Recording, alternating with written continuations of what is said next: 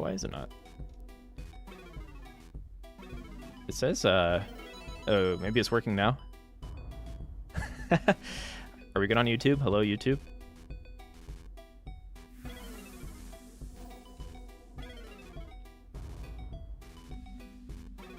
It says it's live on my end.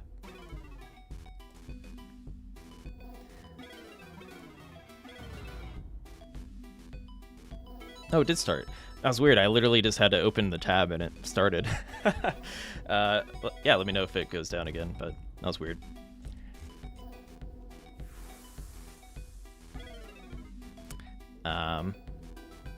So YouTube is going to be thrown right into the gauntlet. Welcome in, anybody that was waiting on YouTube. Sorry about that.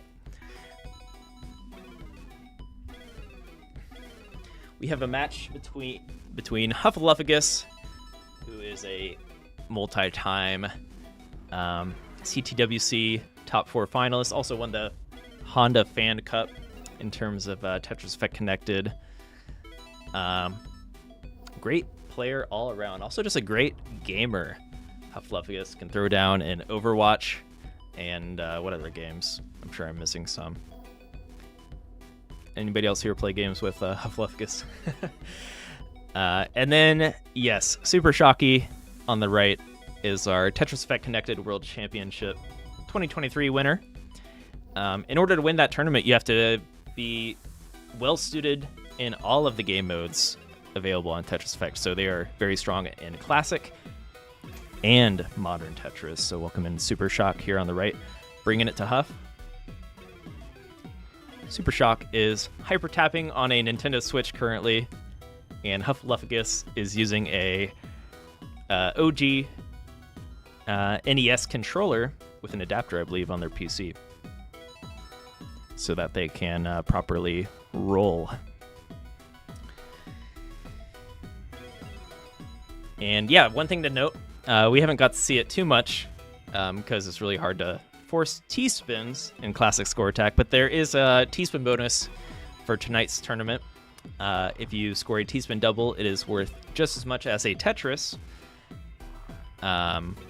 Maybe I should just note that somewhere on the screen so I don't have to keep saying it, but and a T-spin single is worth half a Tetris. Welcome in, Evan, Guy, Ayana. Welcome, welcome from YouTube.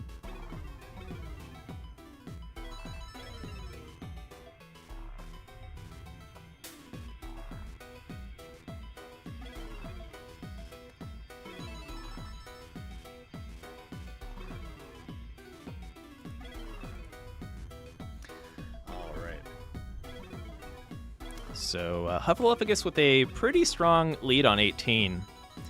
SuperShocky, not with the greatest Tetris rate to start, but anything can happen. I feel like once it starts to get to a 200k lead, that's when things are getting a little dicey because of the hurry up timer on Tetris Effect. Yeah, one thing SuperShock can do right now is if they were to force T-spin doubles, they could get caught up here.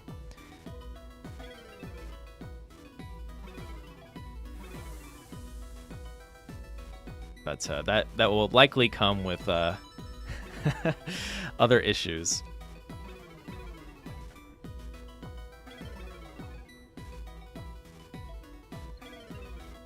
They do get a T-spin single into a Tetris. So under 100k, and both players are at the same line count, so Huff with a true lead right now. Huff is slightly in the future, and on Tetris Effect Connected, players have the same piece sets, meaning since SuperShocky is behind on pieces, they could technically, and likely are, knowing these players, look at Huffaluffagus' pieces to see if see what's coming next on their board. Welcome in Yoshi 100. Huffaluffagus going to hit that level 19. the next level speed increase will be at level 29.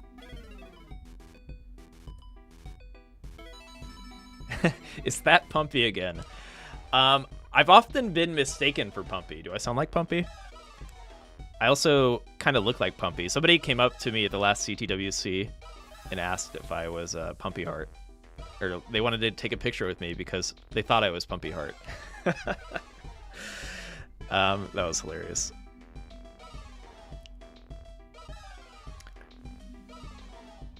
SuperShock is hyper tapping on a Nintendo Switch, actually.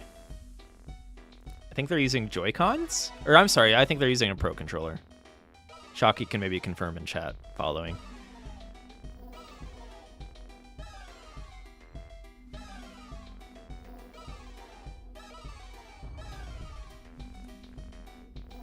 Ferox saying, can't wait for the 7-bag sequence so Shocky starts ST stacking. Yeah, we will enable 7-bag later, which makes for friendly RNG, and players will likely play super aggressive, which might be kind of fun to watch. We also have some other ideas for show matches after this mini tournament. We were thinking of doing level 29 only, ultra mode, where when you top out your board resets, so that might be fun to watch too. Okay, so Hufflepuffus up high here. They could go for a G-spin double. Don't get the overhang. Yeah, probably smart to play it safe there. Pretty close game. Hufflepuffus still maintaining that lead. SuperShock with a nice board in terms of like, it's privy to any piece placement right now. Sometimes you can kind of ruin the parity and, you know, like a lot of dependencies and whatnot. SuperShock's been doing a good job of lowering that. And yeah, this lead is not that much higher for Hufflepuffus. Hufflepuffus does have the advantage of they are able to move the pieces left and right faster using their rolling play style.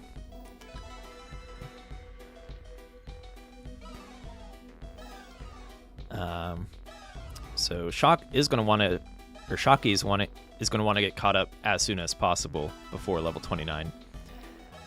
I call Super Shocky so many names. Shocky, Shock, Super Shocky, Super Shock. All right, so Hufflepuffus is looking to set up one more Tetris here. Kind of taking their time. Okay, let's see if they get the long bar. Mostly burns right now. Ooh, Shocky actually in the lead. Same line count. Oh, they missed a T-spin.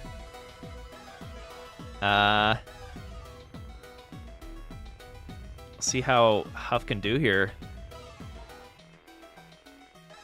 So far, so good. And Huff is going to take it to move on to play against Sodium Overdose in the next round of our mini 6-player tournament invitational. So nice job, Hufflepuffus. Crowd goes wild around the world. And yeah, so our next matchup will be... what is our next matchup?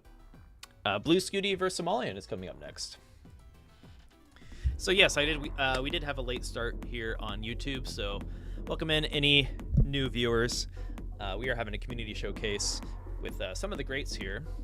And I am Austin from Enhance, but I've been part of the Tetris community for over 15 years. I've been playing all the Tetris games, modern and classic, so anyone that plays Tetris is likely familiar with me as a player. Yeah, so let's show our 6 players tonight. We have Hufflepuffus, Sodium, Blue Scuti, SuperShocky, Somalian, and Miles, who are all very capable of playing at high level on Tetris Effect. And yes, none of you should be, or I'm sure most of you are familiar with Blue Scuti, given the recent news. If anyone knew that you were a fan of Tetris and your family member was like, hey, did you see this guy beat Tetris? I'm sure a lot of you in chat right now can relate to that. And yeah, really looking forward to the next matches. So let's get that bracket updated here, actually.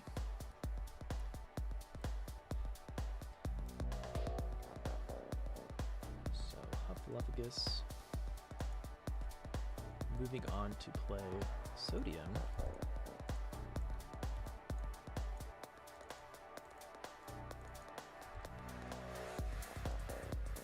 Alright, let's take a look at that bracket. So next up, we're going to have Blue Scuti versus Somalian in our community showcase. We're just playing for fun, messing around with the rule settings. Right now we have T-spins enabled for bonus points, as well as all clears, with the best players to boot. So we'll see what Blue Scuti can do here on Tetris Effect Connected. Looks like they were asking questions about how to get their adapter properly working with the best of the best. So we'll see if they can roll effectively here on Tetris Effect. Welcome in T-Flat. And Atomic Spoonie, hello, hello.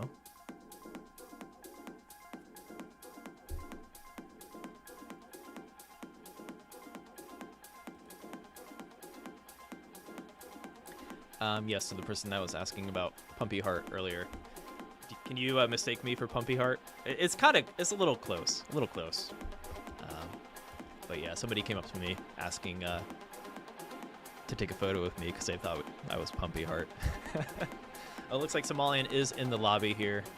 We're gonna have Somalian versus Blue Scuti up next. Let's get their awesome banners up here.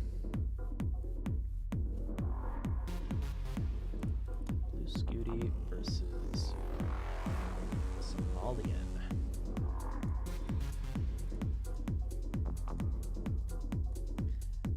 Bam. We got Somalian representing, is that the Buccaneers? Tampa Bay Buccaneers. With the fists up. They are ready for a fight. And Blue Scuti with the wholesome thumbs up, ready to annihilate any competition. Yeah, this should be a fun matchup. I think Somalian is actually very acclimated to playing on Tetris Effect, so I know they've been grinding on the OG NES console recently, going for some high scores and whatnot. But yeah, welcome in Blue Scuti. Oh, Scuti wasn't able to... they may have some controller lag, apparently, but we'll see what they can do.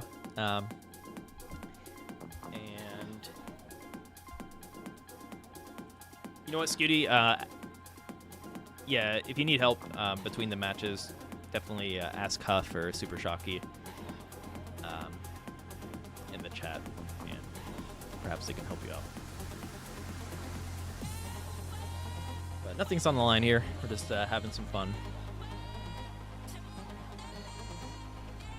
So, Scuti, when you are ready, I am going to drop the room code in our chat for you.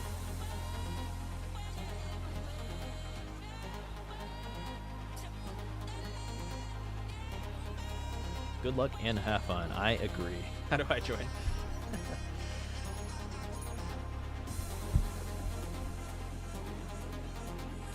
Blue Scuti talking like a rookie, but they're probably going to come in and crush the competition regardless.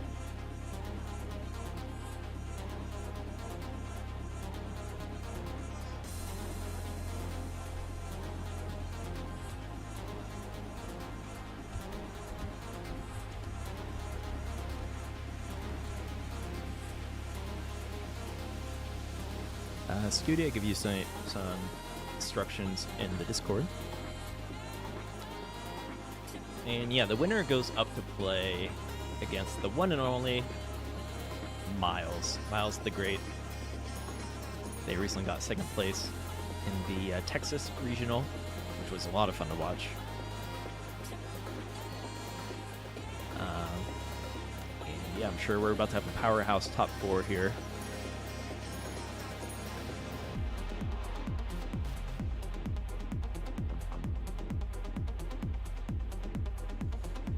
Tonight's matchups, T-spins are enabled just to have some fun while nothing is on the line here, and to mix it up for these players. that have been on the grind for that. For example, our classic Tetris viewers were watching the race to the 10 million points yesterday. Players are constantly improving, and I'm happy to see where classic Tetris continues to go. And I'm happy to have these players participate in our Tetris Effect connected events and future tournaments. So it's cool to see that transition as well. All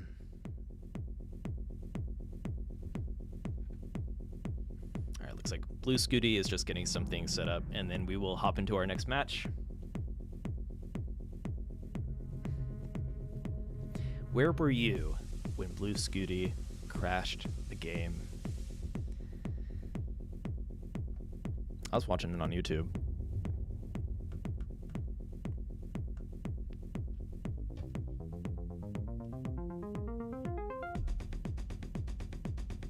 I think Blue Scuti found their way in here with the name Train Conductor. Heck yeah. Excuse my French.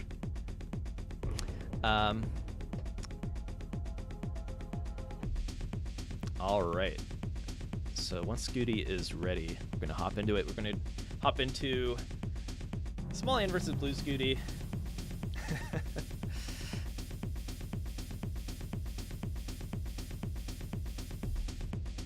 It's a great username. Own it up.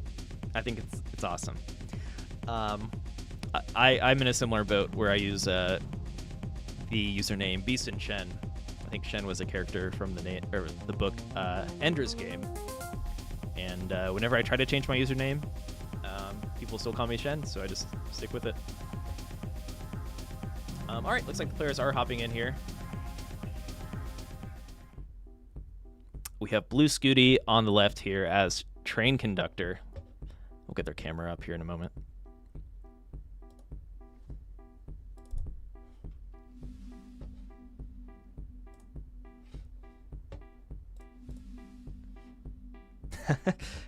Opting for a level 29 start.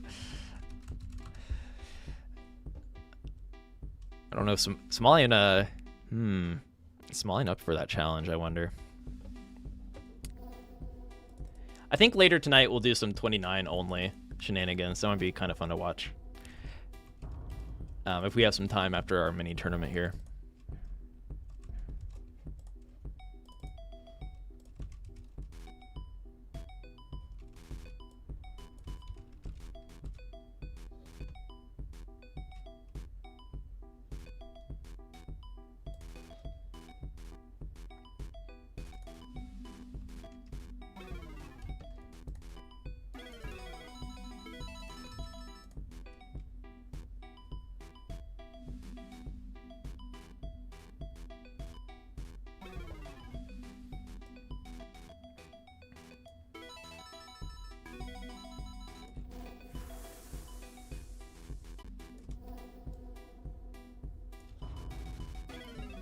Oh, players are so fast there. Looks like we had that rollback netcode in action for a moment.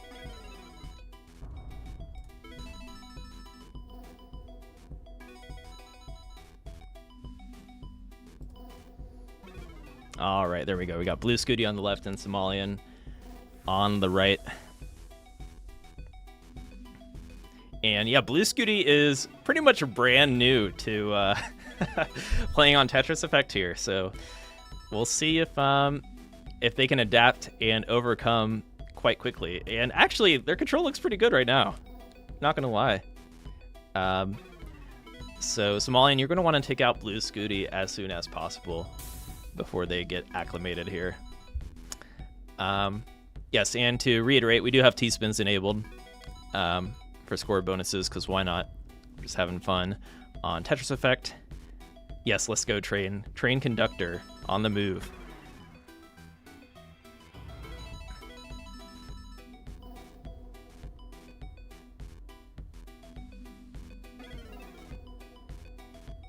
You know what? I've never been on a passenger train.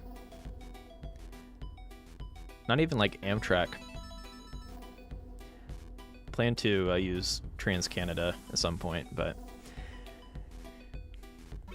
Any train fans out there? Other than Blue Scuti here. Ooh, Scuti with a nice resolve on some possible misdrops there. Managing to keep the board clean.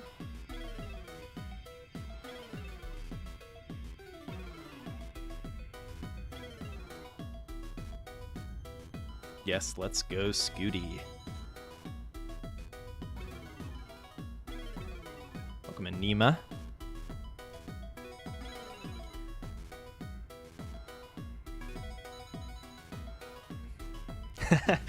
I'm glad we can clear that up, Kevin. If you ever see me in the future, or you know what, if you guys want to come up to me and ask if I'm Pumpy Heart, I'll gladly play into the. I'll act like I am Pumpy Heart. Welcome in Double, Bubble Trouble, and Wiley. No, not even Amtrak.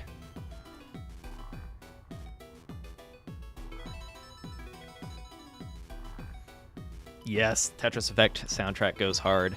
You know what? I'm actually quite impressed with Blue Scuti, who literally got their adapter set up like in the last, I don't know, 10 minutes. Their control is looking quite great considering.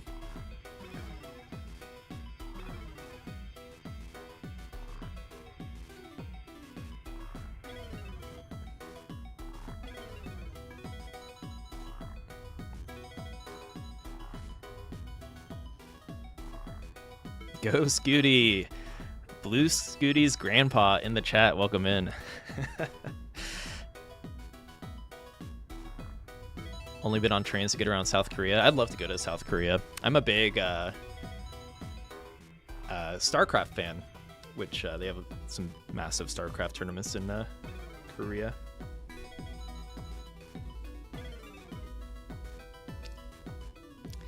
Anywho, we have another competitive game here. Tetris and Scuti maintaining. It's actually been pretty close the whole time, but yeah, I am seriously impressed that Scuti is literally able to get their control working properly. Generally looking pretty good here. That 479 into a 500,000 at line 116 here. Somalian is going to have the work cut out for him. Historically, Somalian's done really well in our Tetris Effect tournaments. Typically we'll get like top 8 or something like that. Actually, second place in 2021 and I want to say 2022 to Stefania Nenu. Somalian setting up for that vertical long bar slide, or whatever it's called. The death-defying long bar slide. All right, so Scuti is going to transition, and this will be a good test to see how their rolling is working here on Tetris Effect. And so far, so good.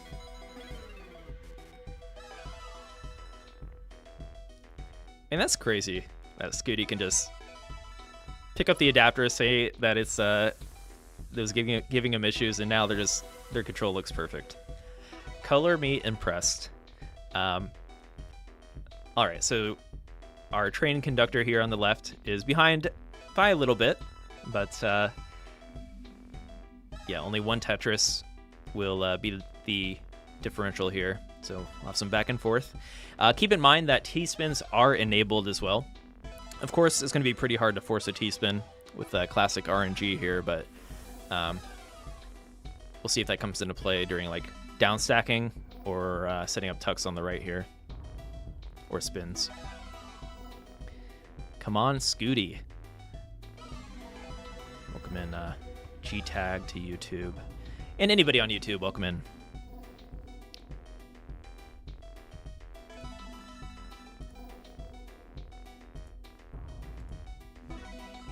Transition, more like transition. Thank you, Wiley, for the pun. Oh, and Somalian is going to top out. So Blue Scuti is going to take Their first ever Tetris Effect competitive win, if I'm not mistaken, against somebody that's quite formidable. Perhaps we're going to take a moment here to get acclimated to the control even further. But Somalian has it cut out for him. I wasn't sure if Scuti would be able to get used to playing on Tetris Effect so quickly, but they are a prodigy. Ooh.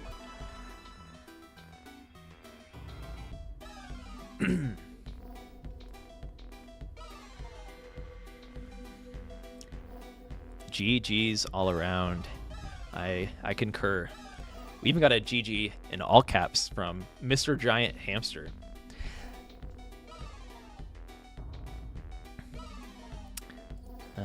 Okay. I've been curious how far you could go in Tetris Effect's take on Classic.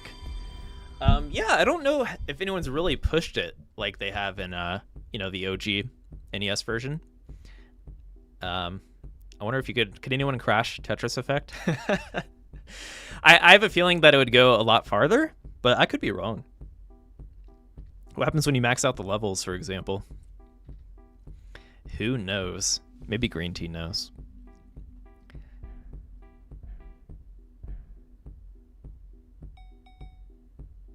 Uh-oh.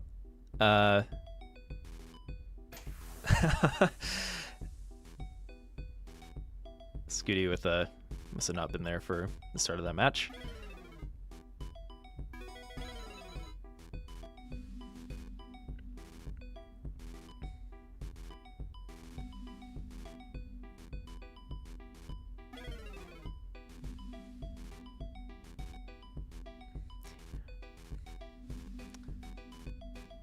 A little bit of trouble there trying to get that S piece to the far left, but they are still Tetris ready.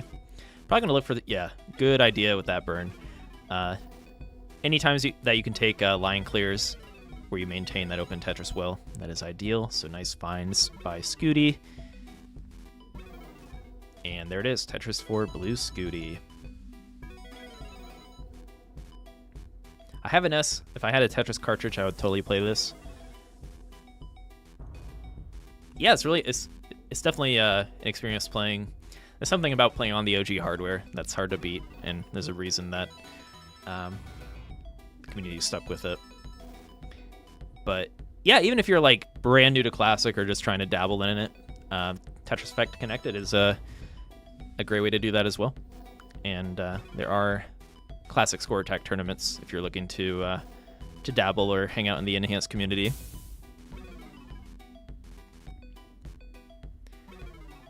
This game is pretty much available on every platform that you can think of.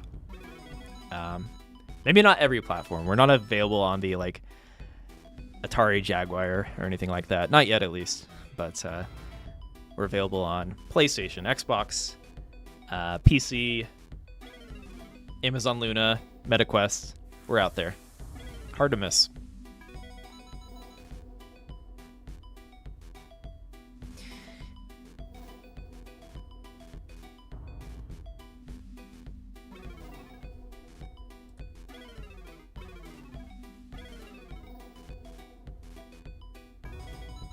Oh, Scuti did play TEC on Xbox for a while. Okay.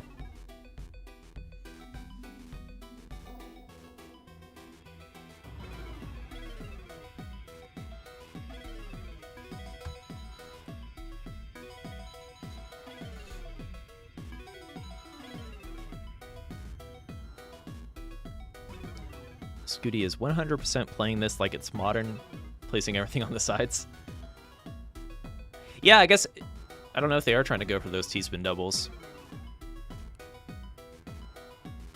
So in friend matches on Tetris Effect Connected, you can enable, you can kind of change up the scoring template. So say you want to make like, I believe there's a default template you can choose called, or I guess preset, where you can have singles be higher than Tetris's or singles only, which can be fun. But you can also add score bonuses to T-spins and all clears, which it's actually a lot of fun to try to go for T-spins in Classic Tetris. A lot harder, And, you know, it's not an easy thing to set up for, so it's interesting to see how these top players in particular try to force T-spins in classic score attack.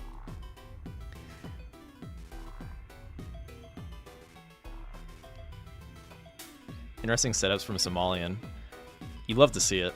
Just you got to be confident when you set up like overhangs like that, and they fill in that long bar dependency into another Tetris. So Somalian having a nice lead here for game number 2, trying to go to that decider match.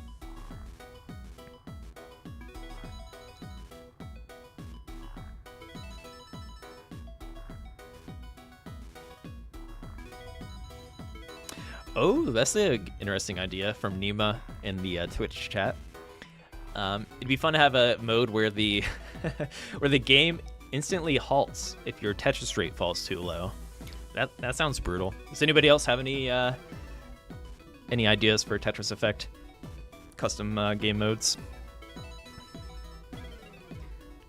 We may or may not steal your idea.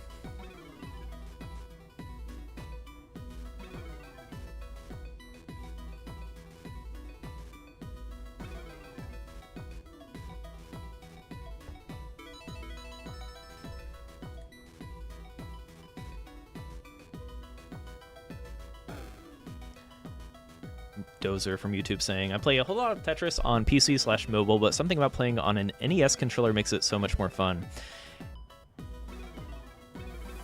Yeah, for sure. It depends. Sometimes you can get some like pretty janky NES controllers is my only concern, but there's something about the feel to it, right? And on an NES controller, it kind of opens up different play styles like rolling. Because the NES controller is flat, it kind of makes for a unique control experience. But yeah, if you play on PC, or I'm sure there's adapters for other consoles, so you could always try to hook up your NES controller to play Tetris Effect connected. Scuti with some high burns here, looking for that Tetris. Playing a little too close to the sun here. Oh, they get to the... Oh my god, if they can survive into that Tetris... Blue Scuti. Open for business once again in the right well.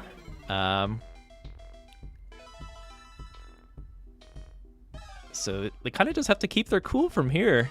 There is that chase down timer of 2 minutes in Tetris Effect. But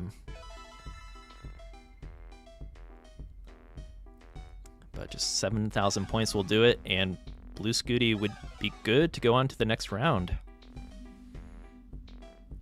To play against Miles, which... Is there a rivalry of some sort there? I saw in the classic Tetris title of a recent video, I think they said that Scuti and Miles may be rivals. Yeah, and Scuti will take it. Let's see if they want to mull in here. I am okay with that because I got to get some stuff set up on my side anyways. So Scuti moving on. Thanks, Somalian, for hanging out and playing. And yeah, we might still have some time for show matches following this, if Somalian, if you want to participate.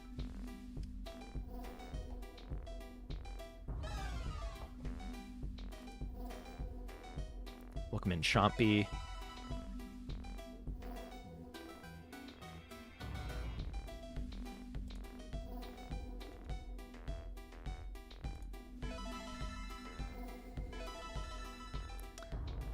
Going for the long Mullen here.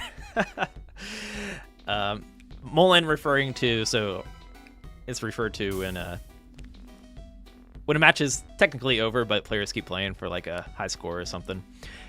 But I'm okay with it because Blue Scuti is trying to get used to Tetris Effect and looking pretty good.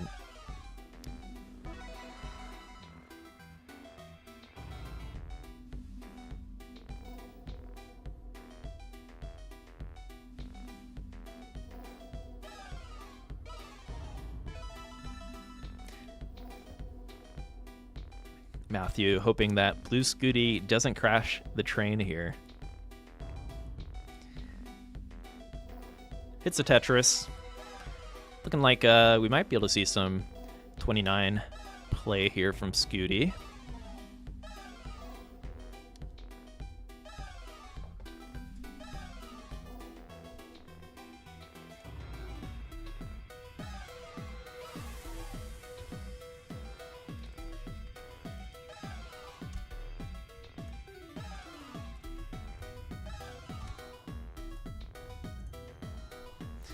All right, 3 more lines until that level 29 hits. Scuti set up for a Tetris. I assume they're going to want to keep it pretty low here on Tetris Effect while they get acclimated. So we'll see if they can just simply survive.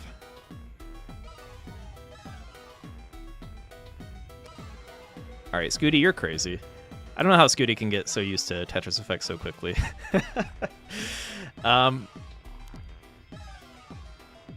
As an avid player, mad respect to Blue Scuti here.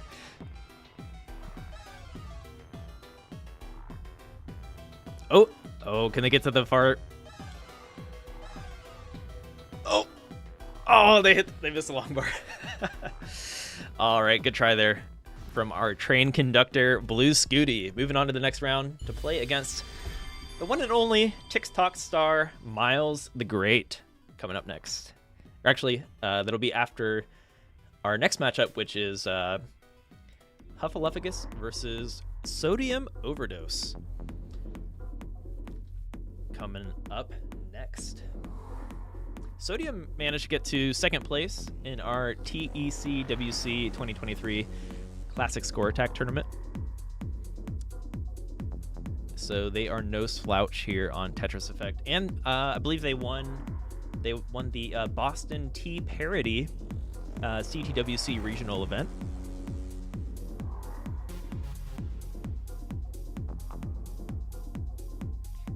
So we got a killer top 4 here, actually. And just to remind you guys, yeah, we'll have T-spins are enabled for score bonuses. So we'll see if that comes into play, if anybody can take advantage of that. And for our finals, we're actually going to turn on 7-bag just for fun, which will allow players to get extremely greedy. So we'll see how that comes into play. Okay, so we're going to get Huffaluffagus and Sodium Overdose in here.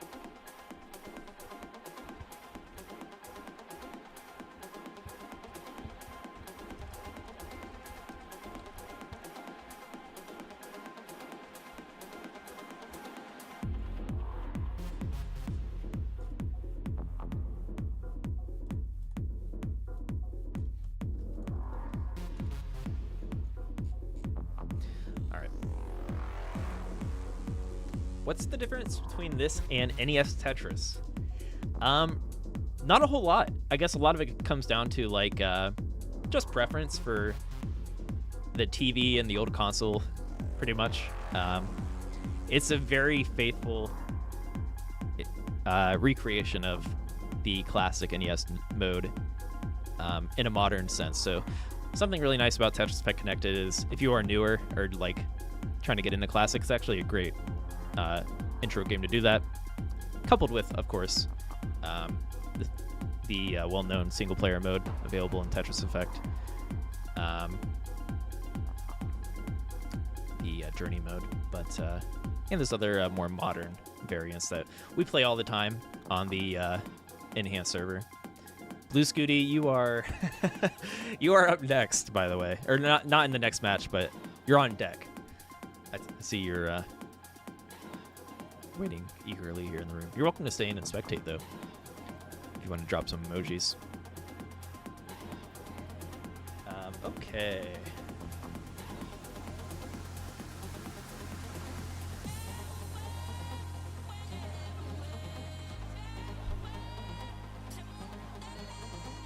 So, next up, Sodium versus Huffaluffagus. Who's going to win, chat? Who is going to win? This is actually a pretty hard match to call, honestly. It should be pretty close. Sodium versus Huff. Both have historically done pretty well on Tetris Effect and on OG hardware. It doesn't matter. They are gamers. They are going to take out the competition no matter where they're playing. And yeah, you know what? Both players are actually pretty good at modern Tetris, too. Maybe later, if they want, they could play some zone battle or something, if we have time. But, yeah, looks like Sodium found their way into our lobby.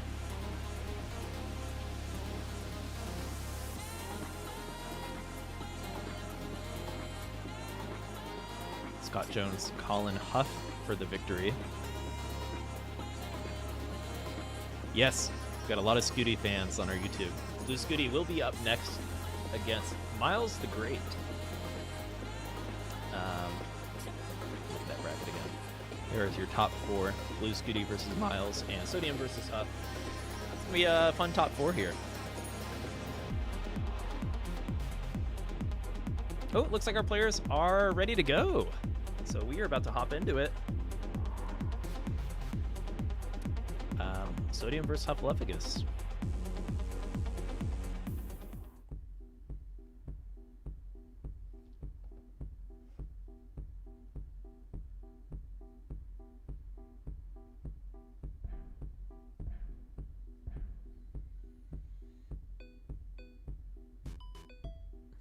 All right, let's get these cameras pulled up here.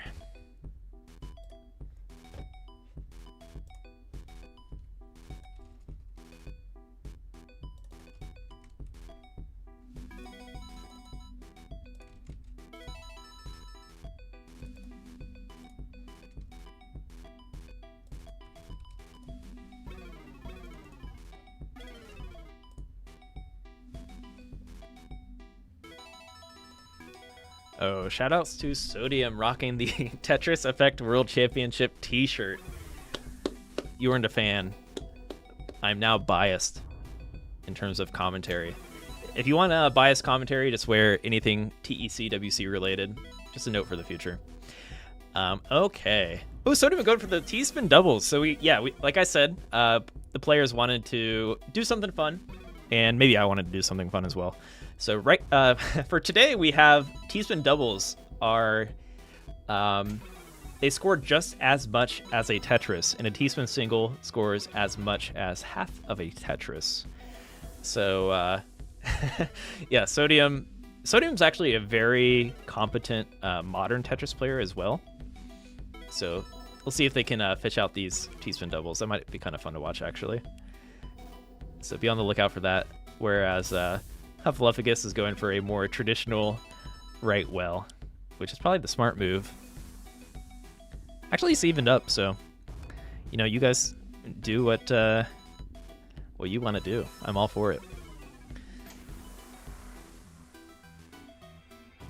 Scuti doesn't know how to set up T-spins. Well, first off, setting up T-spins in classic score attack is a whole nother beast, because you only have one piece preview, right? So it's like kind of difficult to look ahead to create that proper T-spin setup.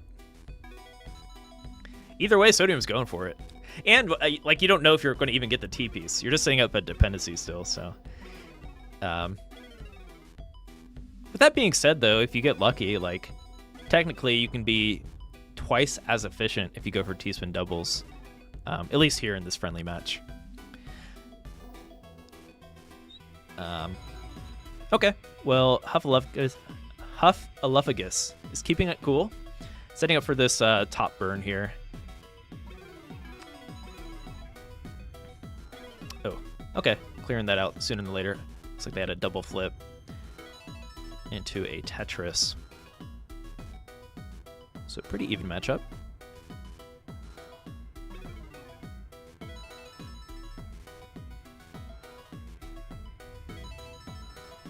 A 1 million point transition, true. You know what? Yeah, I guess you technically could get, like, say you don't get T-piece routes and you can reliably set up for T-spin doubles. You could technically get a 1 million before level 19, which would be pretty sick. Oh my god, Huff, that board is looking crazy. Sodium is not quite taking this win just yet. I do know that Hufflepugus is using a different adapter than usual. Apparently they lent their typical NES controller adapter to a friend, so maybe running into some misdrops, but hopefully they get acclimated as this game goes on here. Ooh, upside down T-spin from Sodium. Flexing.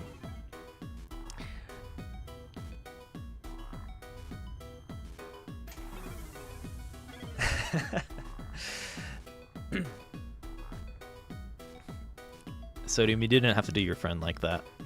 You didn't have to hit him with that upside down T-spin. Okay. So we are going to hop into our next game momentarily once Sodium is done flexing here. Game number 2. Scott Jones saying, Blue Scuti is a great ambassador for younger people to get into Tetris. True. And that's what we had in the past with Joseph, Dog playing Tetris. Most of the competitive players now are quite young.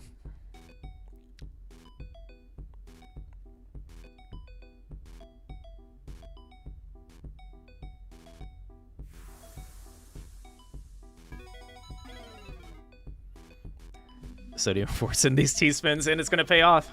Even these T-spin singles, like if you force a lot of T-spin singles, that is just as efficient.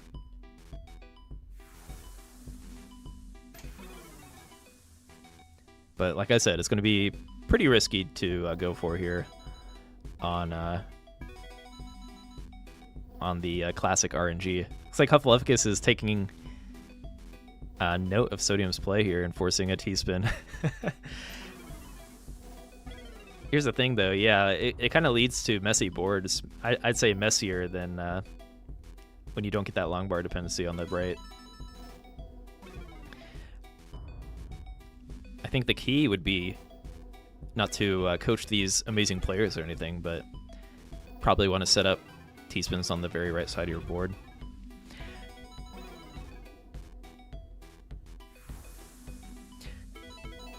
All right, Tetris for both players.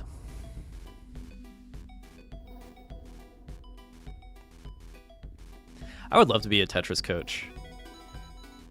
I'm talking like NBA style with the clipboard and, you know, have the headset on so I can talk to my offensive Tetris coach coordinator. Drop some plays. Wonder if we'll ever get that in the future. Sodium with a double T-spin setup. There's that T piece.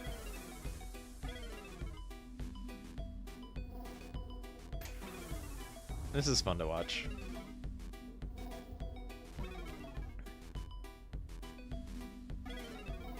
It might come back to bite them though. Like, they're a little close to the top here. Sodium just got a new adapter today, actually, so that they could roll on here. So Huff now Huff has a chance to fire back by styling with these T-spins. Let's just hope they don't make the same mistake Sodium just made. All right, there it is. Boom, T-spin double for you. And we're gonna go to a decider. But Huff, like I said, is gonna mull in with some T-spin doubles to flex back at Sodium. Good stuff. Good stuff. This is pretty much as close as it gets to trash talking.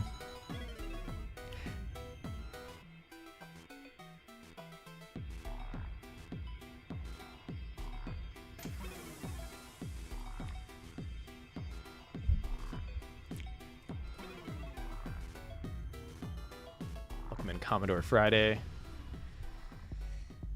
All right, we got a fun decider coming up here. Oh, nice job. Hufflepuffus with a grade A.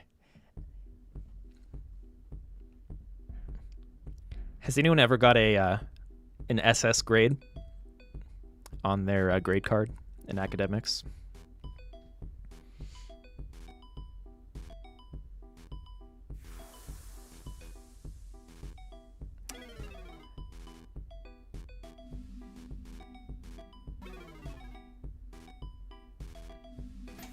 Huff with that T-spin single. And yeah, like T-spin singles should be just as efficient still. Might be a little safer, honestly. Who knows? There's like no tech or no the thing is there's no competitive like classic plus T-spin tournament. So players are probably just learning as they go on here. I'd be curious to see the most like figured out classic Tetris plus T-spin tournament or like strategy. Bookman Baron. This looks like a modern Tetris game. Well, they are playing on the one and only Tetris Effect Connected, which does have modern Tetris games as well.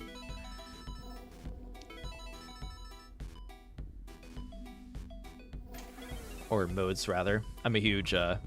anybody that closely follows Tetris Effect Connected knows that I love Zone Battle. Zone Battle's one of my favorite Tetris multiplayer modes of all time. Not everyone's cup of tea, but we have multiple teas to choose from. Got classic score attack as well, if you're into that.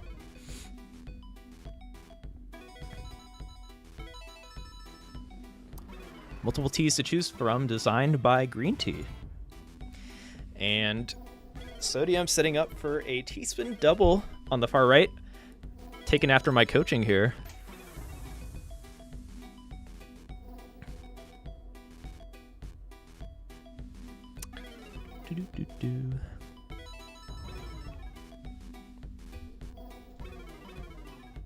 Welcome in, Dovetail Magician.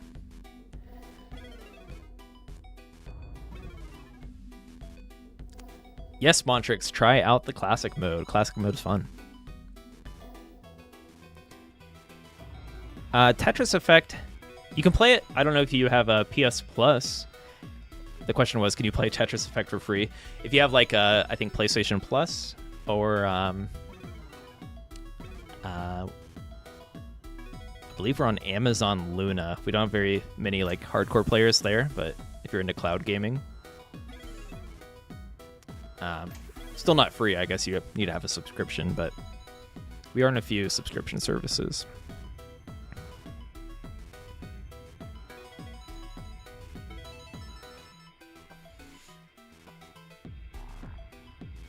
All right, looks like players are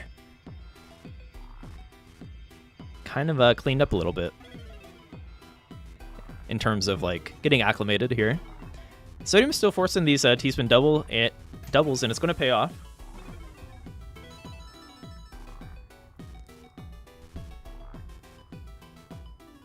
Those of you just tuning in, we are enabling T-spin bonuses in the classic rule set, so players are thinking outside of the box a little bit here.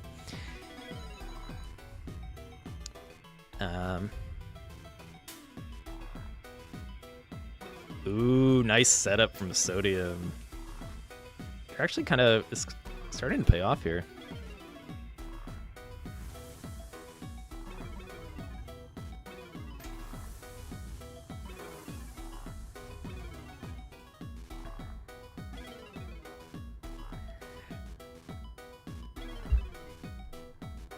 Classic Tetris with the NES adapter and cloud gaming to boot. Is how much lag can we introduce? Yeah, that's part of the fallbacks of like, if you're a really fast Tetris player, maybe Amazon's not for you. But if you're a casual player, cloud gaming. And you know what? Like when you get used to it, I've played on the Amazon Luna. And I don't know if you play like modern Tetris, but I was able to get sub 40 sprint with the cloud service, which was very surprising. Because I was thinking the same thing initially.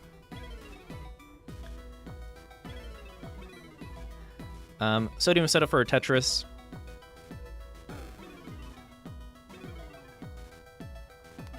Hits it. So Hufflepuffus is behind by about 3 to 4 Tetrises. I'm a little rusty on my Tetris score counting here.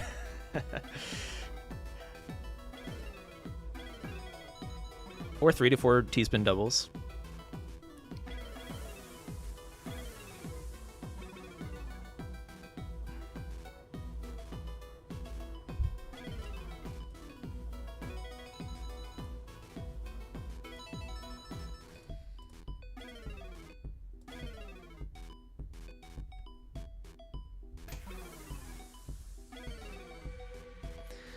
All right. When will Tetris 99 come to PC? That is a question for Nintendo and Arika, or whoever else is involved with that project. Okay.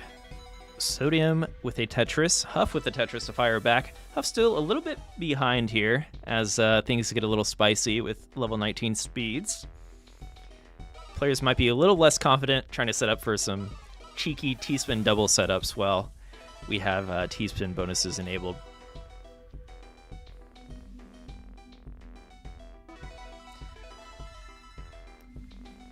And with a decider as well, so players probably sitting up in their chair a little bit.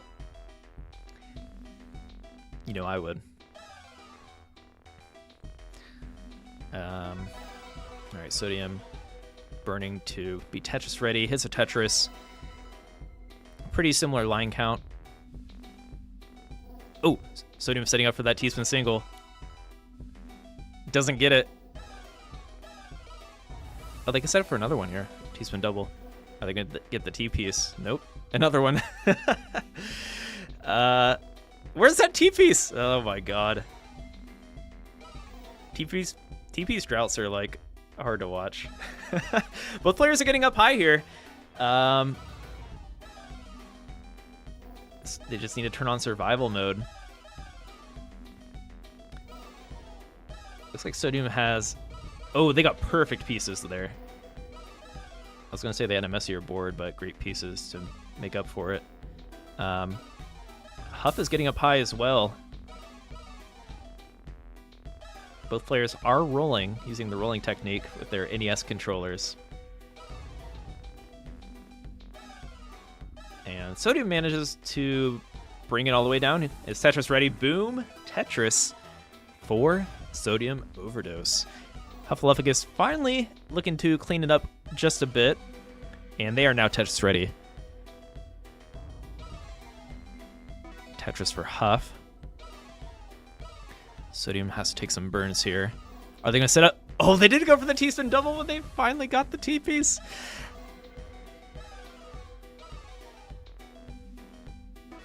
Tetris for Huff. Sodium is set up, drops one. Huff hits that T-spin double. That is one way to get caught up. I guess, like...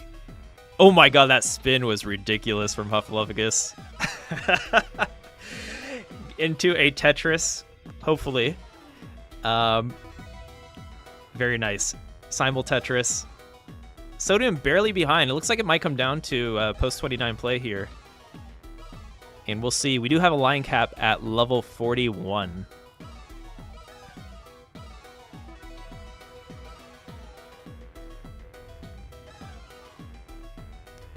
But Huff, with a pretty nasty center there, is not going to be able to fill out the left or right and going to top out.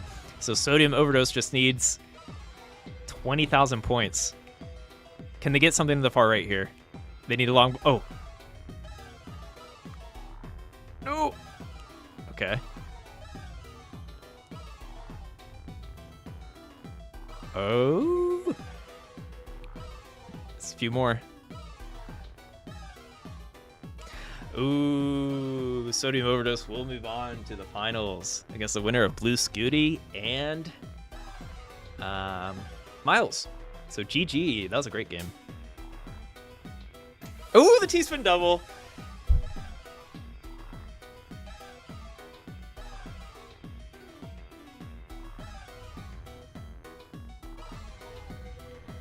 Yeah, so yeah, the spins on this speed are frame perfect.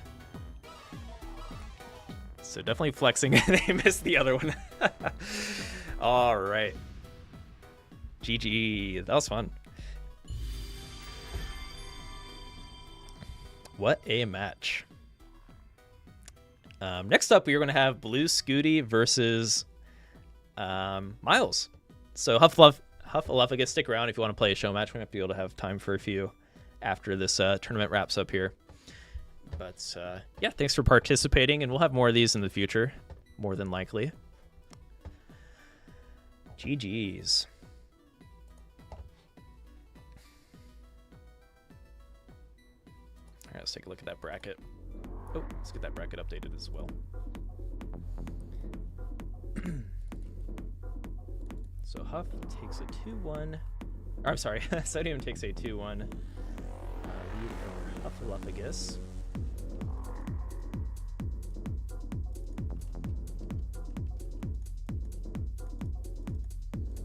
Blue Scuti versus Miles coming up hot. Hot off the press.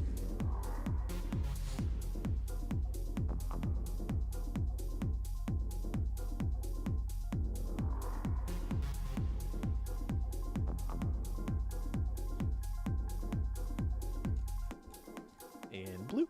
Should be updated.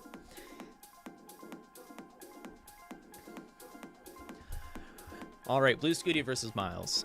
Who is going to take it? I was very pleasantly surprised to see how well Blue Scuti was controlling here. So Miles will have their work cut out for him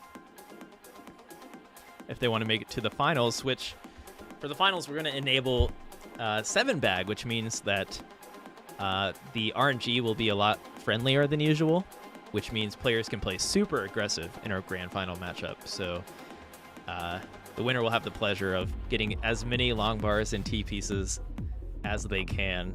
And I'm really looking forward to seeing how Sodium handles that, given how many T-spins they were setting up. Okay. Blue Scuti versus Miles. Two pretty big names in the community.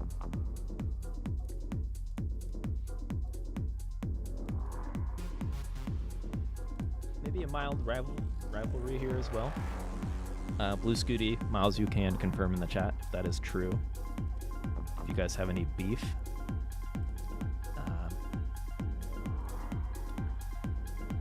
All right, there it is, our dashing pair of players ready for the next matchup. Scuti about to hit him with that thumbs up as he takes the victory. Or will Miles be able to get some clips for TikTok in a victory? We're about to find out. Actually, I need to remake the lobby real quick, guys. Just realized I needed to change something.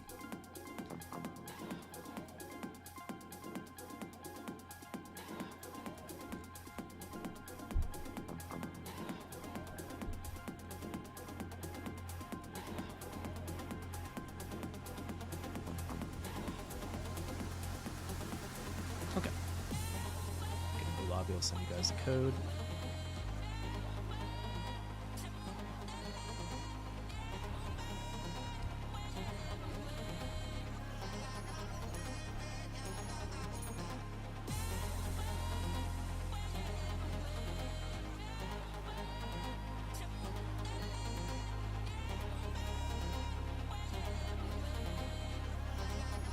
All right, we should be good to go here.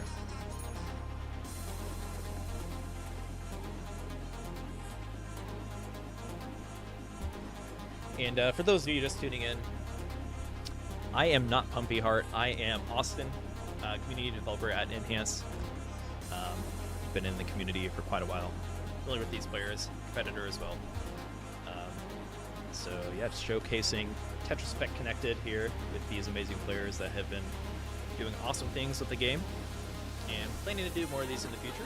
So hopefully you're enjoying these matches so far, and players are ready, so we're about to hop into it. Blue Scuti versus Miles.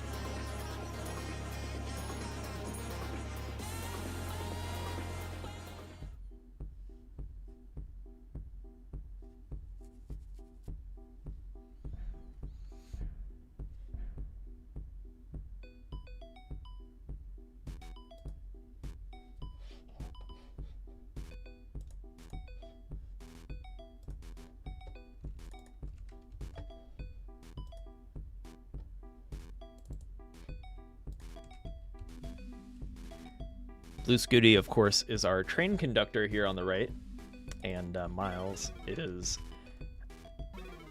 plugging their Twitch and their Steam username here on the left, which you should follow, by the way. If you are watching on Twitch, I believe in the title, you can see all of our players. You can see all of their Twitch channels if you want to give them a follow. Definitely recommend doing so.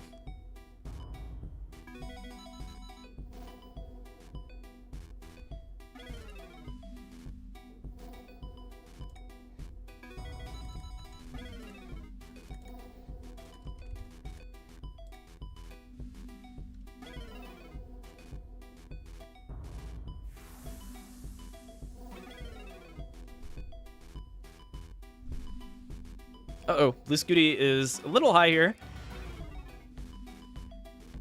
I always feel bad when I'm setting things up and unable to miss miss the top out. But actually, that T hang is going to be tricky. Okay, they managed to get a piece over. They needed the right piece. Perfect L piece into the J piece. Nice sequence. Some poor pieces made up for with some great pieces. And open up the Tetris well. Will they get that long bar? Will they get the long bar? Where is it? The long bar is currently unavailable. Check back at a later time. Miles is set up, meanwhile. And they are... I thought it was a 40 drought for a moment. But they are experiencing the similar drought. We do have same pieces, or same piece sets right now. So if one player experiences a drought, so will the other player. That is baked into Tetris Effect. Miles dropping 2 Tetrises.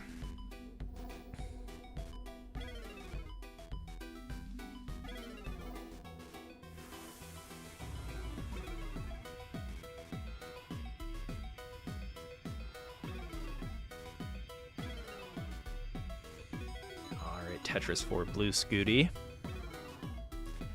Finally out of the woods.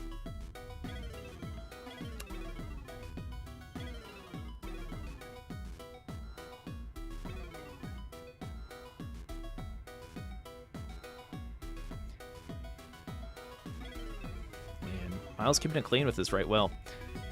Scuti set up for a T-spin double, but they actually take the burn. The brain is not yet programmed for the T-spin doubles like Sodium and Huff. We'll see if it comes into play, though.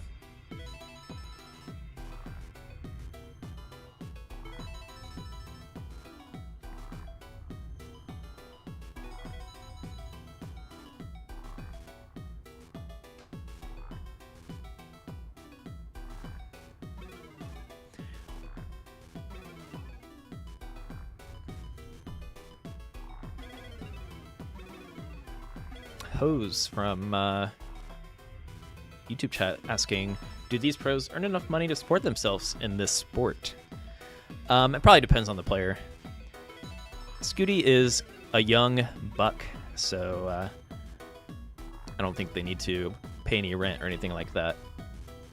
But yeah, I'm curious how many Tetris players are supporting themselves. There are a few out there.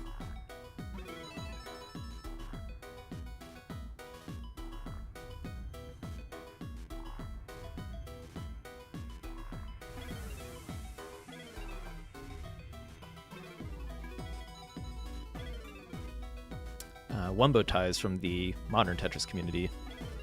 Oh, sorry, we have some crazy mishaps here from Blue Scuti, who finds an amazing resolution given the situation. Hopefully they bring this down sooner than later, because this score lead from Miles is getting significant.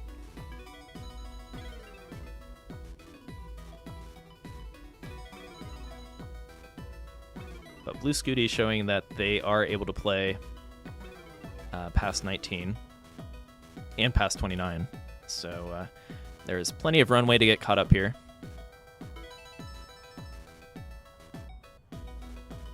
Oh, that's right. Yeah, Scuti. Hanging that... Oh, dang. Hanging the J piece, and Miles actually going to take the victory here. So Scuti... Miles drawing first blood on Scuti. But Miles is no slouch. Hitting that T-spin. Oh, no. They wanted to flex the T-spin, but okay. One more opportunity. Where's that T-piece? Not gonna happen. Unfortunate.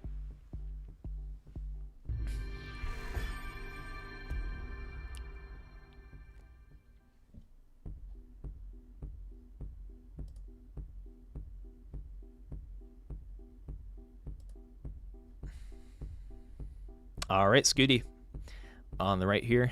Taking a moment. We are going to start on 18.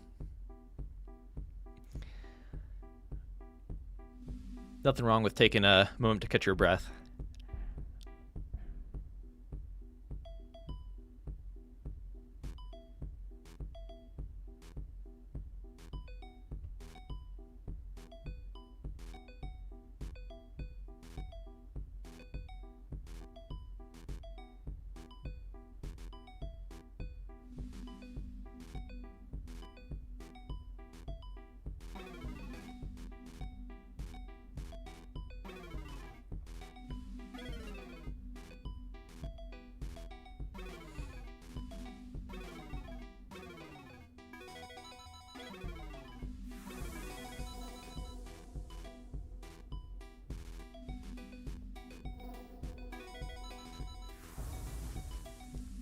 Yes, Classic is almost full random in terms of what piece you're going to get next.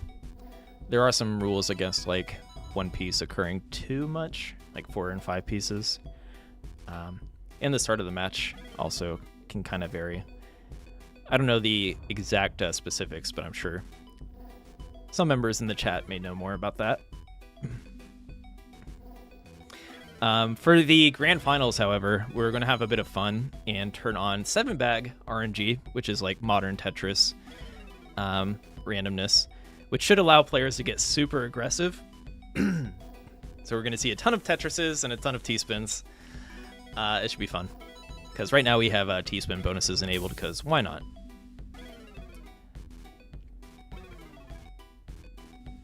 We were looking for a way to spice up today's stream, and the players were all about it.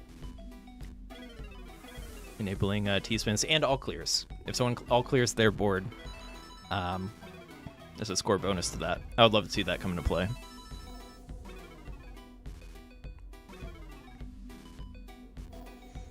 I will most likely pop off if that's the case.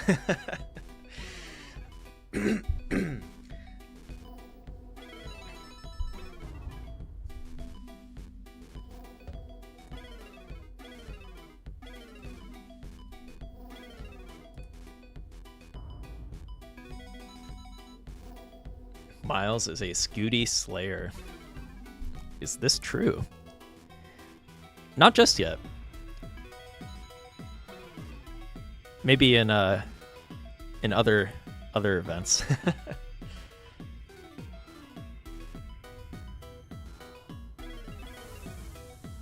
Also, my Discord just decided to reset for no reason, but that doesn't matter because Blue Scuti is in some trouble here on the right.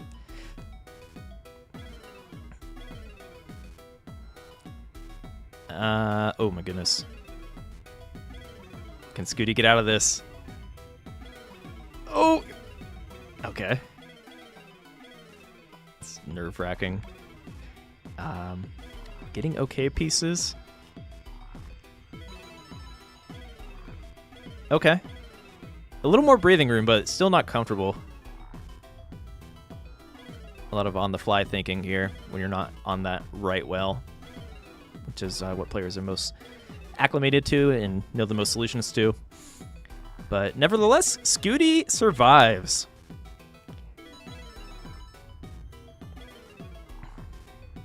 Scuti is not slain just yet by Miles.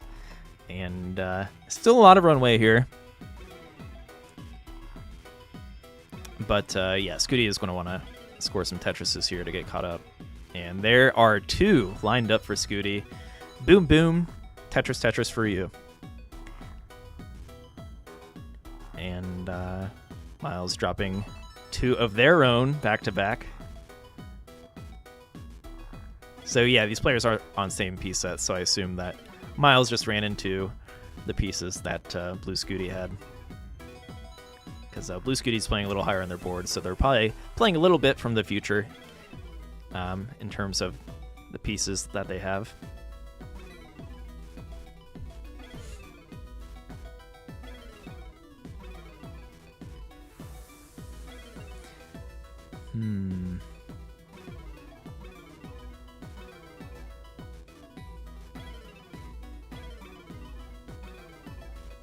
Ooh, Miles with that. Oh, Miles can't hit the T-spin double, apparently. Oh, Scuti is up high. Where is that long bar? There it is. Tetris for Scuti. 10 lines until level 19. So I feel like Scuti is going to want, ideally, to get this Tetris, but they might want to bring it down sooner. No long bar for Scuti. Unfortunate. Okay, they have one more line to give here. Ooh, okay. Ooh, barely. Oh, okay, they gotta get something far left there. Ideally a long bar. There it is. Oh, Tetris for Blue Scuti. And a much needed Tetris. Okay. They are finally cleared up onto the right.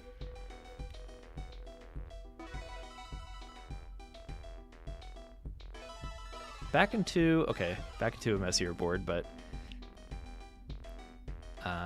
good move so far. Nice tuck. Tetris for Scuti. Miles down in scoring position, so Scuti, fortunately... Oh, nice! Another Tetris for Scuti. This is an opportunity to get caught up here. Dodging death multiple times. Looking to take it out against Miles to force a decider. Another Tetris ready for Scuti. Dirty Tetris. Okay, this gap is becoming much more approachable. And Miles is playing really up high here. Okay, it does get a Tetris. Scuti fires back. Tetris ready still. All right. Getting spicy.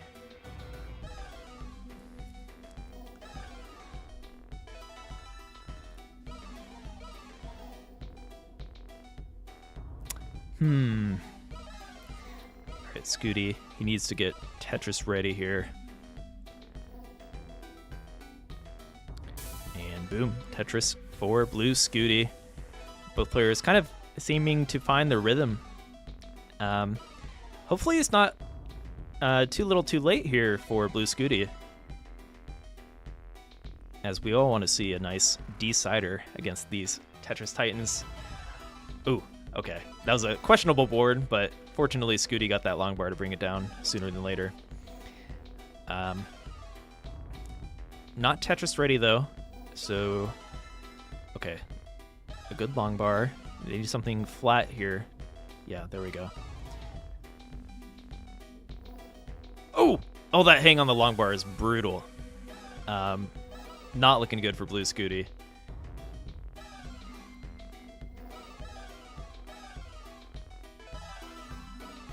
Can they survive? Even if they survive, they need to bring this down all the way to the bottom. And hopefully they can get caught up on 29. Unfortunately, with these hangs, I never know with these players, so I don't want to say anyone's topped out yet. Oh my god. Good try from Blue Scuti to survive. But Miles the Great will move on. I guess suppose they are the Blue Scuti Slayer here. And Scuti, thanks for participating. And yeah, Scuti, I guess, hasn't had much playtime. I think they were just testing out their adapter. So, ooh, Tetris for Miles, another one set up.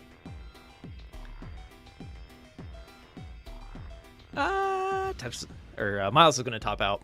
But yes, GG. Miles moves on to the finals against Sodium, taking out Blue Scuti. Scuti, thanks for participating. We might have some extra matches here tonight if you want to try out some other weird matches or some custom game settings. And yeah, Blue Scuti was extremely impressive considering I think they were just setting up their controller adapter and getting used to playing on Tetris Effect, like literally right when the stream started. So very impressive considering. And yeah, we're gonna hop into our finals. Miles versus Sodium. Okay, let's get this bracket up to date here.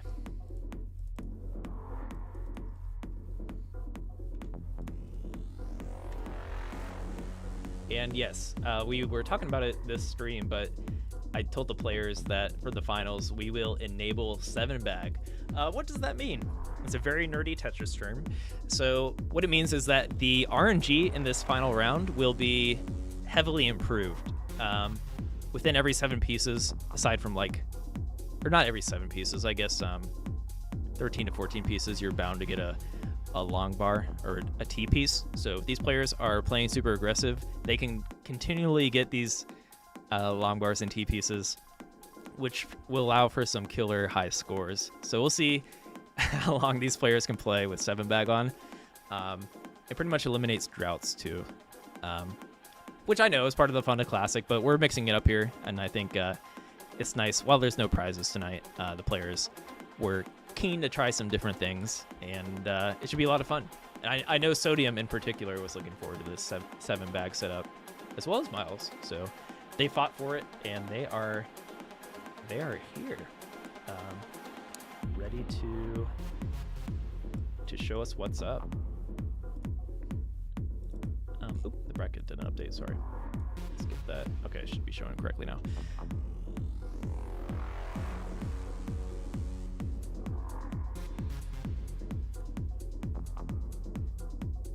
All right. Look at these dashing young lads. Sodium and Miles going head to head.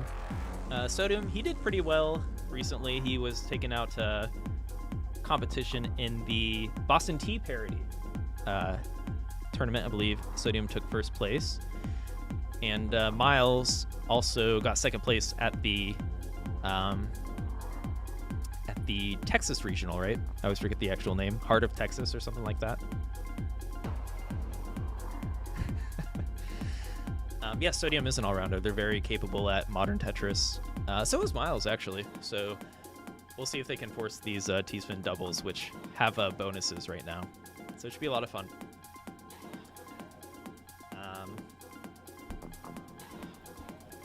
All right.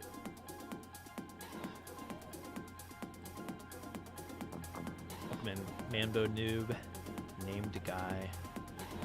Hope you're all doing well. Well, these players are hopping right into it, and I'm going to hop right into it. Sodium versus Miles. Good luck.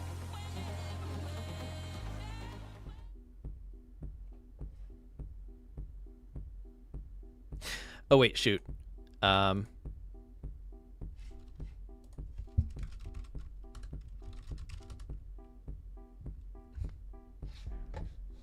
on.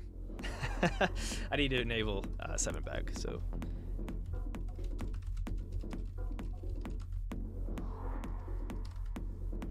I don't know if players got the memo. They kind of went in without me changing the setting. Do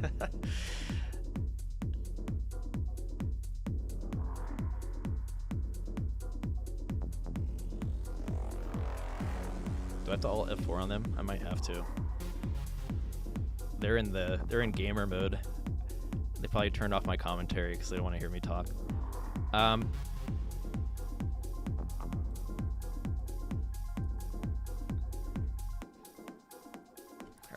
Reset the game.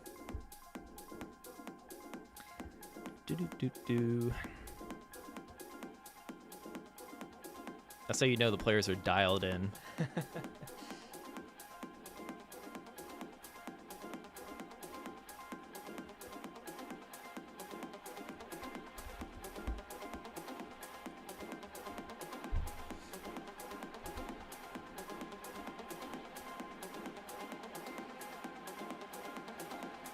Oh, you know what? I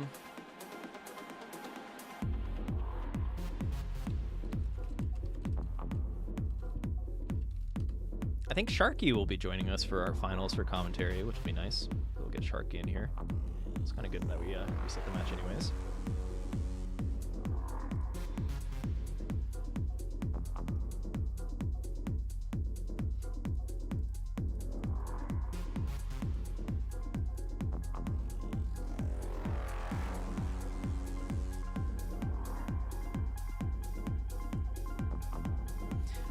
Sodium versus Miles coming up. Who's going to take it, chat? Who is going to take it? Last time these two played against each other on Tetris Effect, I believe Miles took the dub, but it should be pretty close. And also Sodium now has an adapter to roll on Tetris Effect, so we'll see if that comes into play.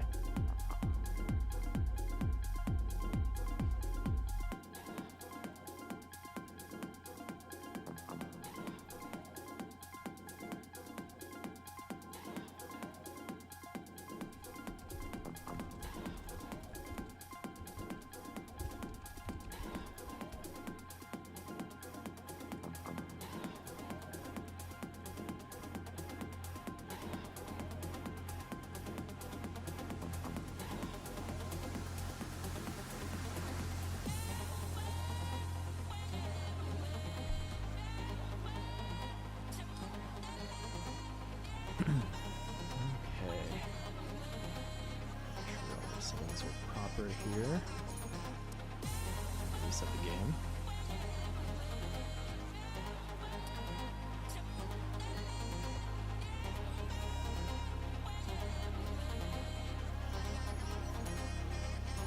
Okay, we should be good.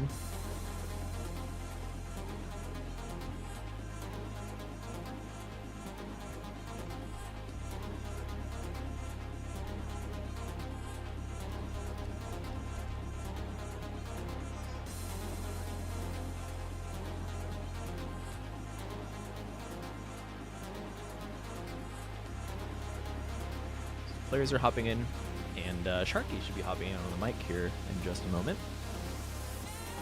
Take a look at the bracket so far. Blue Scuti took out Somalian to impress me out of the gate, as I wasn't sure how they would acclimate to Tetris Effect, but they were killing it. They ran into a little bit into further issues against Miles, but either way, Blue Scuti looking impressive today.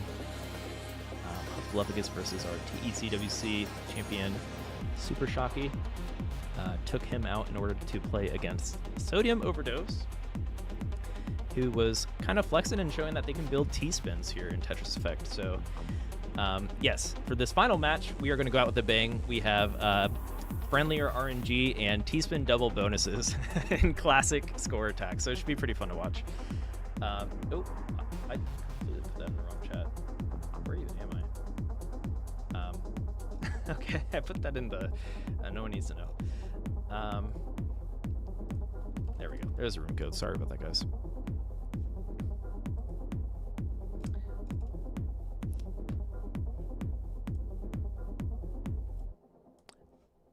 Ooh, I think our Sharky, are you here with us? Yes, I am. Yes. Welcome in, welcome in. You joined at a great time as well. I don't know if you got to catch any of it. I know you were a little bit busy tonight, but glad you're joining us here for the final showdown between Sodium Overdose and Miles the Great. Did you catch wind of the format tonight? I've heard a little bit about it. I heard, at least for the finals, it was something like a T-spin. T-spin increases in value and potentially friendlier RNG. Yes. So T-spin doubles are worth just as much as a Tetris. T-spin single is half a Tetris in terms of score. And yes, for this final match, we are turning on 7-bag RNG, which you're familiar with, but a lot of viewers may not be. It's more like you're kind of guaranteed to get a long bar within a certain amount of pieces, whether starting off is the first 7 pieces, but following that, it's kind of a mix of 2 bags, so about like 13 pieces.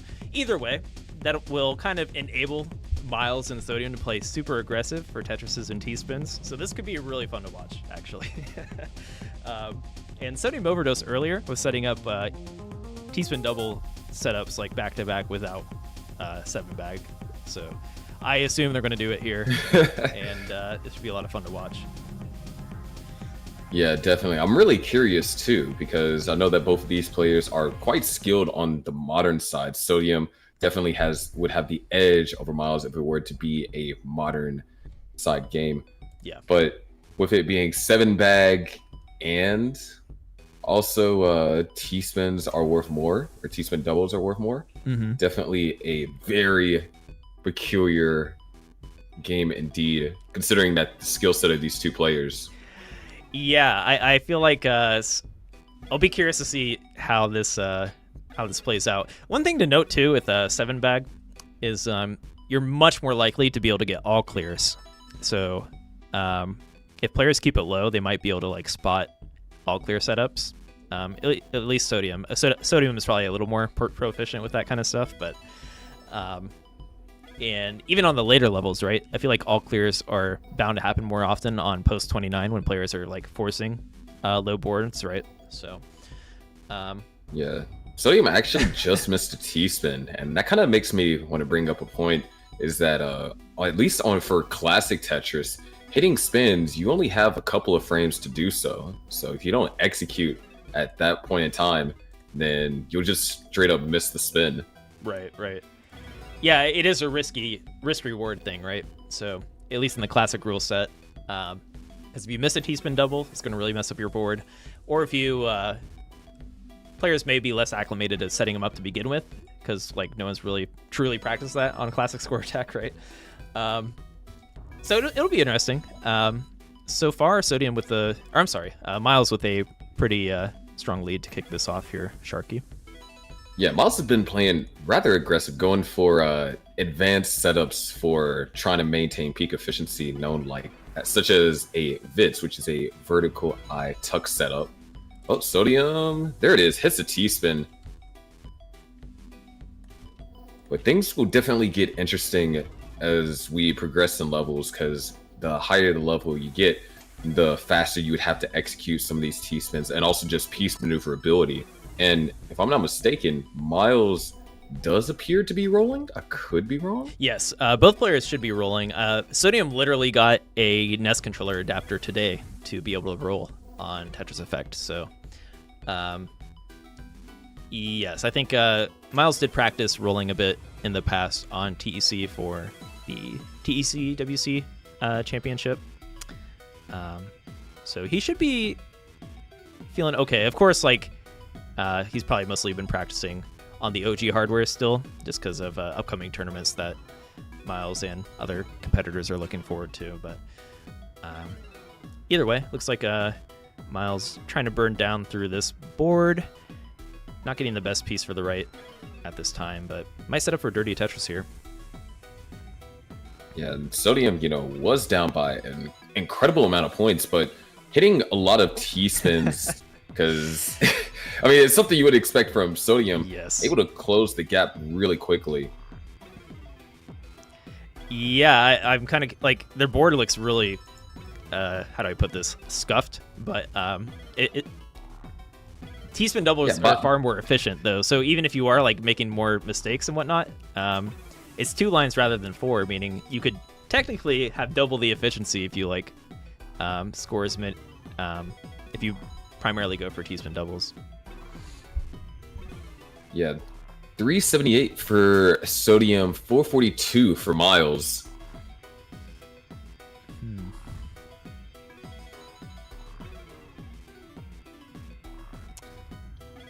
Yeah, Miles not really playing into the shenanigans that Sodium Overdose is, kind of keeping it clean, conservative on this right well. I'm sure maybe they're probably going to wait. Like, if they see an obvious T-spin double, they'll probably go for it. But going a little more conservative than Sodium. Like, look at this. Setting up these T-spin doubles. I guess, yeah, like, even if you're taking burns with T-spin doubles, it probably isn't so bad, right? Oh my god, what are you doing? That's a crazy set. Oh my gosh. Wait. So those 4 lines on the bottom are worth 2 Tetrises when you think about it, right? So that's like a good way to showcase the efficiency that you could get from this custom game setup right now. Way that Sodium is playing looks like he's playing zone battle against Kazu. It's cleaner than my zone battle T-spin setups, but yeah, like. But he is going to bring it down though, because we are closing into level 19 transition. Yeah, we did see last game that Sodium played a little more in their classic Tetris wheelhouse. Once we hit 19 speed, it's a little harder to force those T-spins. But I could be wrong. Sodium is kind of somebody that you never know till you see what happens here. So, having to go for a really complicated setup. Nice burn right there for Sodium. Going to be down by 100,000 as Miles transitions at a 656. And, you know, now that I think about it, when you talk about how T-spins are worth as much as a Tetris, if Sodium was able to maintain a crazy amount of efficiency with T-spins, it is possible to technically max before you reach level 19. Oh, yeah, for sure. So, because what? Like, think about it. Say a 600k transition, you could get a 1.2 if it was all converted into T-spin doubles. The thing is, it's like kind of a Wild West, right? These players don't really know how to do that just yet, but perhaps they'll learn as this set goes on here.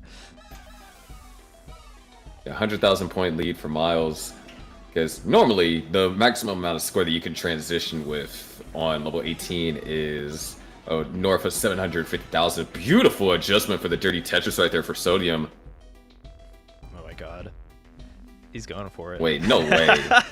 Oh, he hits it. And he hits the T-spin. That's crazy.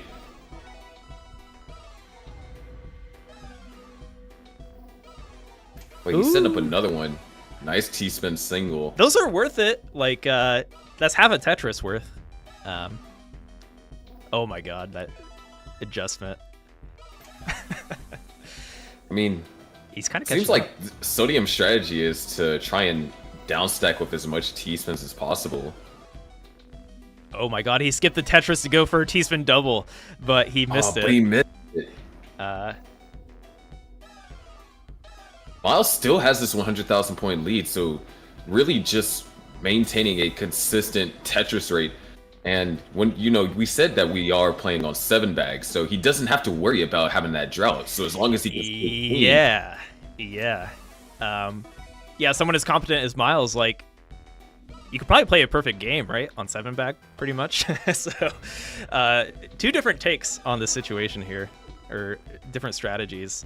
I guess Sodium is more risk reward, like, it could have a higher payout, but Miles, like, he's like, I'm just gonna Tetris the whole time. I don't need to do anything fancy. Miles already with 1.1, Sodium at 900,000, and especially it's going to be super interesting whenever it gets to, oh my gosh, it gets to 29 speeds, because definitely I don't anticipate Sodium trying to set up for T-spins on 29.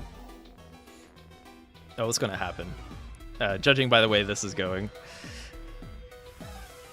I'd put some money on it, just knowing Sodium as a player and personality as well.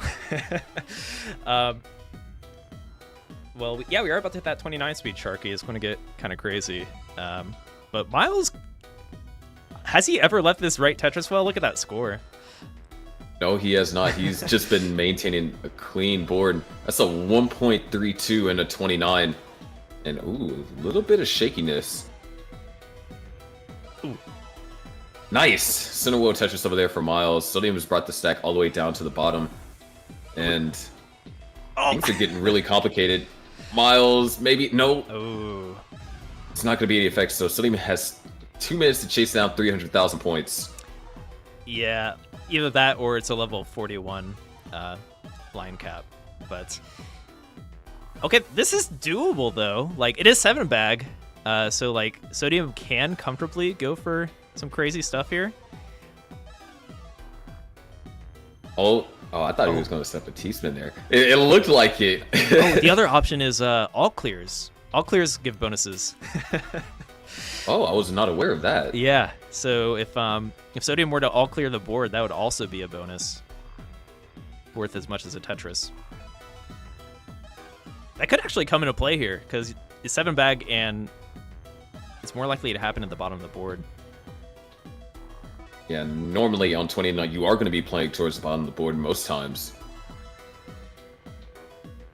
Alright, at this point, 3 Tetrises... Ooh. 3 Tetrises should do it. No, 2, actually. It's pretty sick. Nice. The left side was a tad bit of a concern. There it is. One more. And one more will be good enough. Or at this point, could actually line out and has plenty of time to do so. Maybe he'll try to style with it. Oh my god, he's trying to style. He got it! He got the T-spin single.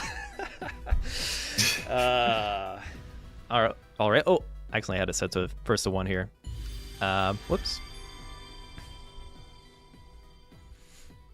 Well, that is game one between Sodium and Miles the Great. We did have to reset the lobby.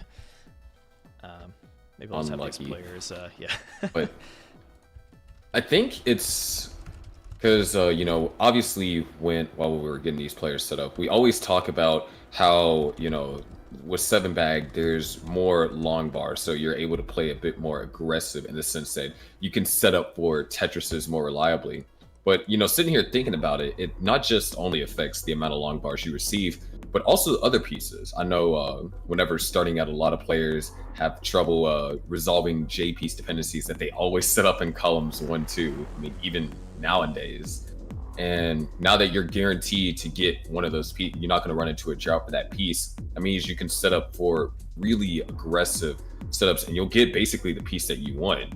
So that kind of strategy works out well for Miles, as we saw, you know, the high 1 point or mid to low 1.3 going into 29. And then 29 just becomes execution because you know you're going to get an I piece eventually. Whatever piece that you're missing to fulfill the stack for a Tetris, you know you're going to get that. It's just a matter of you being able to execute on it properly. Yeah, well said. Yeah, the 29 play is especially kind of different, right? Because these players can execute, and 29 can be very scary because you don't know what's going to come up. But with the very friendly RNG on 29, like, you get to see that pure mechanical skill from these players as they can try to execute for Tetrises and T-spins. Okay, looks like both players are ready. Oh, did I set it? I set it to best of 5. You know what? I guess we could play it out if they want to. All right, we're doing this. There's nothing on the line tonight. We were just going into this having fun anyways, so. All right, game 2 between Miles and Sodium. It'd just be bragging rights. Yeah, and pretty much. It's always this particular matchup that always happens. And these two certainly want the bragging rights against each other for, I'm sure, Discord calls. They're good friends, right? So Discord calls to come. Yeah. They want to be able to flex. So, yeah, I'm looking forward to this match here. I feel like they're probably both going to get acclimated to this friendly RNG as it goes on too. But Miles can just straight up go for like 100% Tetris rate, whereas Sodium may want to force in more T-spins. Although I see less T-spin forcing from Sodium right now. Oh, never mind. Would that be akin to a commentator's curse? You could say that. You could say that. I don't want to admit it, but all right. Tetris for each player, and yeah, as long as players execute on this friendly RNG, it should be pretty. Oh, Miles fixing it up. Oh, they missed again. But a missed T-spin. They've been missing all their T-spins tonight for whatever reason. We'll see. I believe in Miles. They're eventually going to get it. I'll do the backwards curse here. Yeah, and I mean, like I said, you know, you only have a few frames to hit it, and depending on what you play on, there is going to be like a slight input latency as opposed to, you know, playing on original hardware. So if you're like 1 or 2 frames off what it is when you play on original hardware, trying to adjust to that is a bit difficult, which is why in certain cases when you see certain classic players, when they play classic score attack, they typically have more rigid stacking to avoid going for spins, because missing a spin, as you saw from Miles, can just really be devastating on the pace. Nice T-spin over there for Sodium. And Miles finally hits that T-spin double, which does have the same amount of score currently as a Tetris would. Opens up that board. Sodium, a little sketchy here. Let's get that Tetris. Even in these like high up situations, like you can greed for that Tetris. But yeah, go ahead, Sharky. No, I was just like watching Sodium, knowing that both of these players will be looking for, at least Sodium in particular, he'd just be looking for any reasonable and sometimes unreasonable T-spin setups. I find myself is like, all right, let me tap into my modern side. What's the possible T-spin setup that Sodium would reasonably or unreasonably go for? It's kind of fun mini game to play while watching this. Oh, for sure. Yeah, you could try to follow along. Like right there. There we go. T-spin double setup for Sodium. I like that kind of approach. Maybe however you can like force T-spin doubles into this right well where you're already so acclimated. Like there for Miles. Yeah. Perfect. Like they're called kaidens, which means stairs in Japanese. Like when you can set up T-spin doubles on the far right of the board by propping up a square S, Z, etc. Ooh. Oh, I like that approach from Sodium. Wow. Yeah, and you know what? That burn is worth it. If you burn one line for a T-spin double, it's worth it, actually. Yeah. Yep. Yeah, Sodium, because of all these T-spins that he's setting up, has built up a 100,000 point lead, and also has a little bit of a Tetris rate advantage over Miles, which Miles... Oh my god. You can't do that T-spin. There is no wall kicks, unfortunately, but... Yes, that is true. A different rotation system. So even though, you know, there is 7-bag and there's all this, a different rotation system makes certain spins that you could do in modern Tetris just straight up impossible. Amazing survival for Miles, though. Yeah, so far so good. I'm looking to get to that triple there. Meanwhile, Sodium's going to rack up the points. Really going for this T-spin here.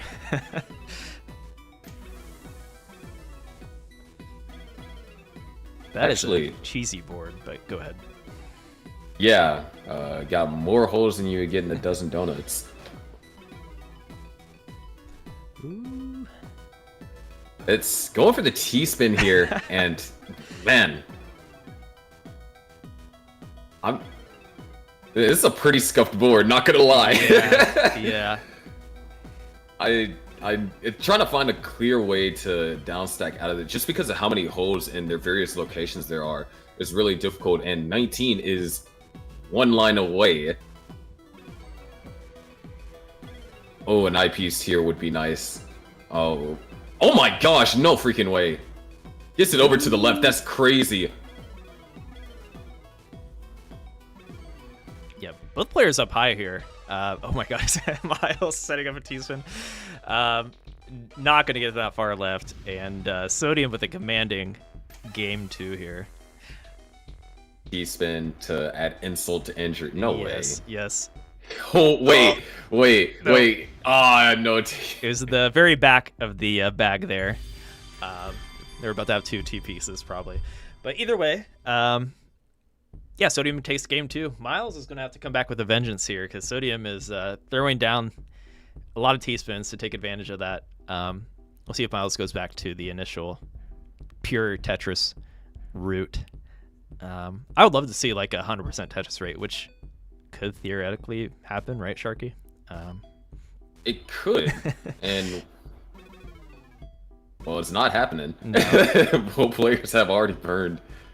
Miles wants in on that T-spin action. Yeah, it was both players with some very interesting openers, and at first it looked like Sodium was going to try and go for something more towards the center, because if you are trying to set up T-spins in regular intervals, one of the best ways to do that is to have your well not necessarily on column 10. Kind of like whenever you ST stack, your Tetris well isn't on column 10. It's elsewhere, so then you'll be able to continuously score T-spins. Mm-hmm.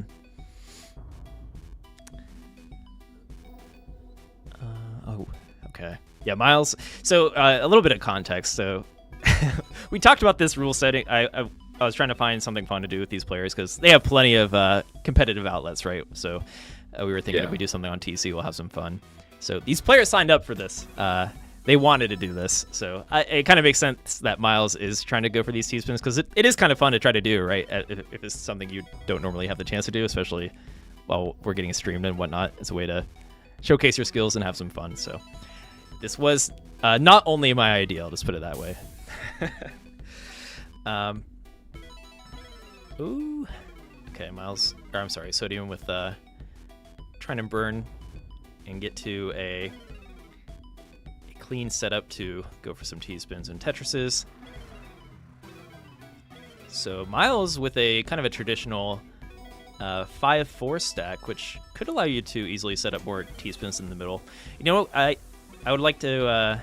I feel like this could be executed on, and there probably is a. Oh, is that a center wheel? Bits. That's the center wheel bits. So yeah, maybe a center wheel is the best way to approach this. I don't know. I'm kind of in the camp that the right wheel might be the safest way just because of the rotation system, but it could be the best way to do it. Like, well, I don't really know. When you think about it, because normally center wheel is considered the least efficient out of whether it's going right, left, or center, and that's because if you do run into a drought, you're just going to be forced to burn a lot no matter what. Mm-hmm. But if you're guaranteed the long bar after a certain amount of times, then now the center wheel becomes you can argue it becomes an asset because of less maneuverability required to get pieces in certain high scoring positions like T-spins and such. And it does enable the creation of T-spins more flexibly too. Right. So now the traditional strategy is like, oh, right wheel is best. Well, under this particular rule set, right wheel might not necessarily be the best anymore. Yeah, you know what? Pretty convincing. And watching Miles now, like, there are a lot of clever things you can do, even with the classic rotation system, to force these T-spins. He's using it like the Vitzes, where that's a good way to utilize your... you're going to get long bars too, so like you can safely set up the Vitz, which is interesting. This is actually paying off quite a bit for Miles. Look at the line count versus score here. They're throwing down. Going to be looking for an eyepiece. Oh, actually going to set up for a Tetris on the right side. I thought he was going to continue and go for a center wheel kind of setup. Yeah, I guess like another word in modern Tetris games that comes up all the time is donation. So I guess you get, in a way, like if you're going for these center wheels, sometimes you'll still set up a right wheel Tetris, for example, just as a donation to get back into your center wheel. Yeah.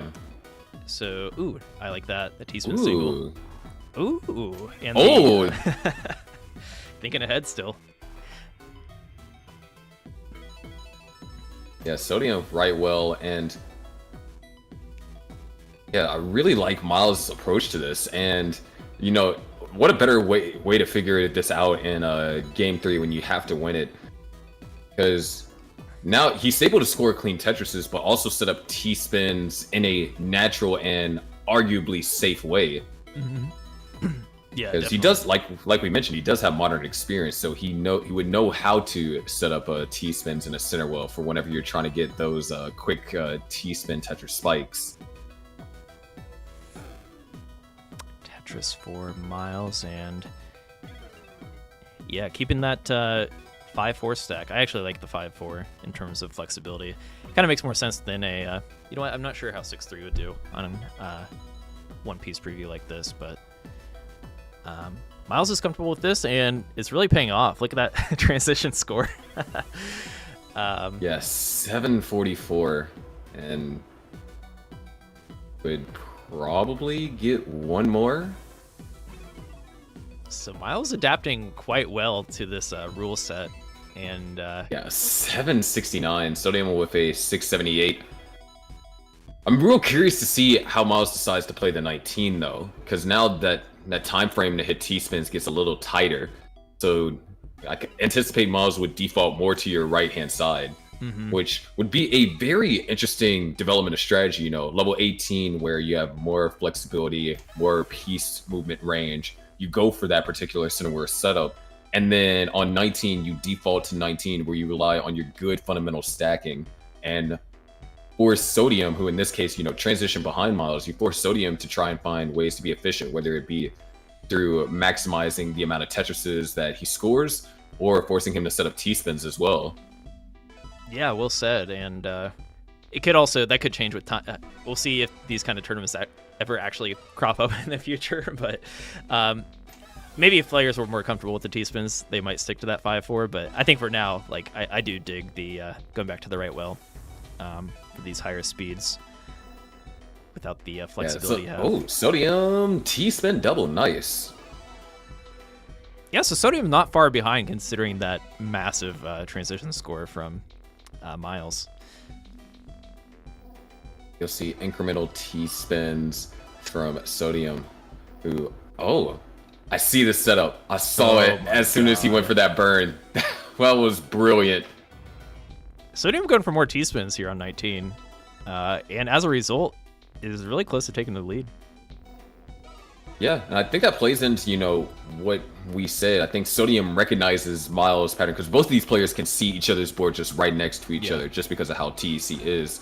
And so Sodium recognizes pattern. It's like, okay, I see Miles going for more regular right wheel setups. I can gain efficiency here and there.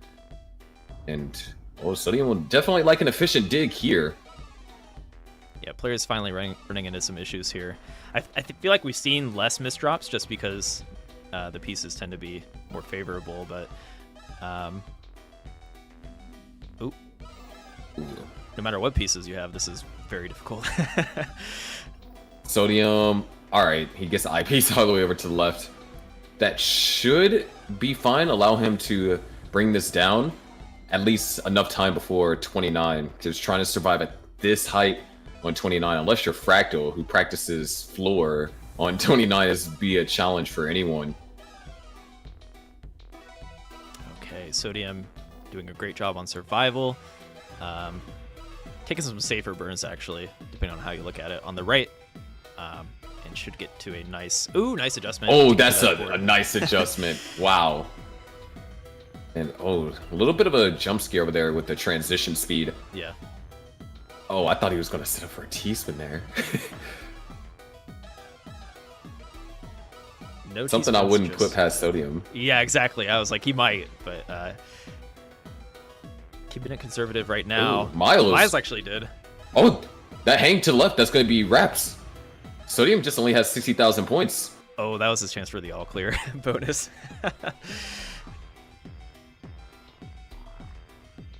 Sodium misses the T-spin.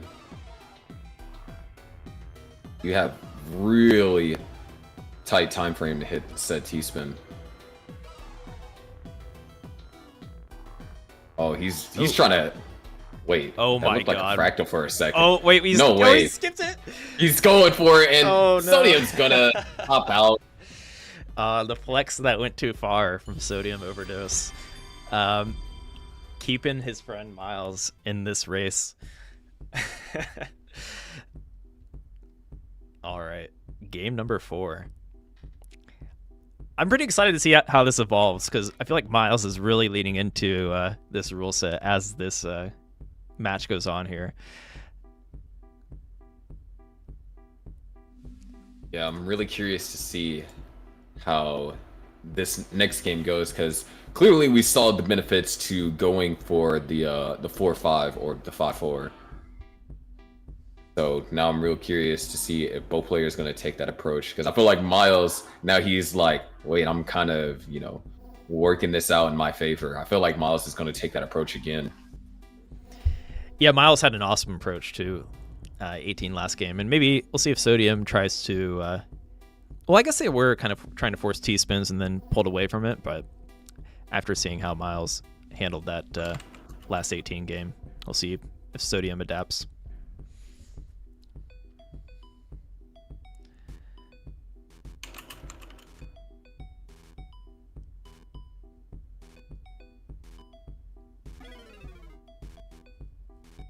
It would be cool to see a perfect Tetris rate, though. Yeah, the first perfect max. This would be your chance to to do it under this current rule set. People tuning in will have no context, like, what is happening? We're playing a perfect game. But like, man, RNG must be really kind today. I haven't seen a drought.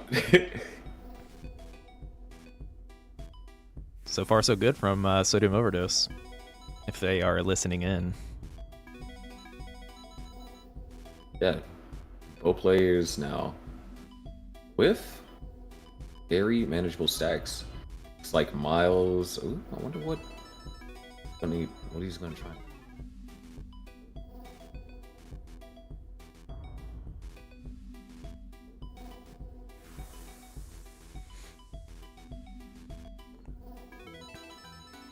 Flawless from Sodium so far.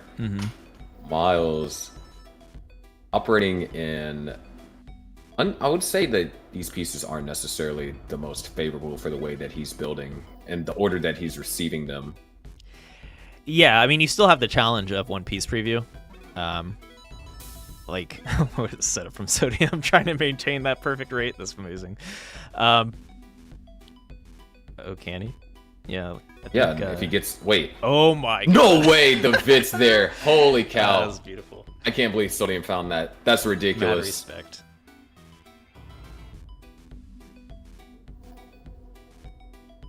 Good stuff. Yeah, that's a flawless 40 from Sodium. Oh, the Vits. And now stuff like Vits becomes very valuable because then you can really focus on building up your right to avoid doing any burns. Yeah, and one thing you need to be careful of, you kind of have to break your existing classic Tetris brain because you don't necessarily want to stack like duel or stack safe or burns, right? Which I guess you probably do a lot typically when you're up high. So technically, like with this friendly RNG, Sodium can go for these crazy overhangs, and you know they've maintained this perfect rate, so it's paying off. Miles hits the T-spin there, so trying to get some of that efficiency back, and that would actually have to be the play for Miles in order to keep up with Sodium, is to start spamming T-spin doubles and such, because Sodium is playing perfect, 100% Tetris rate.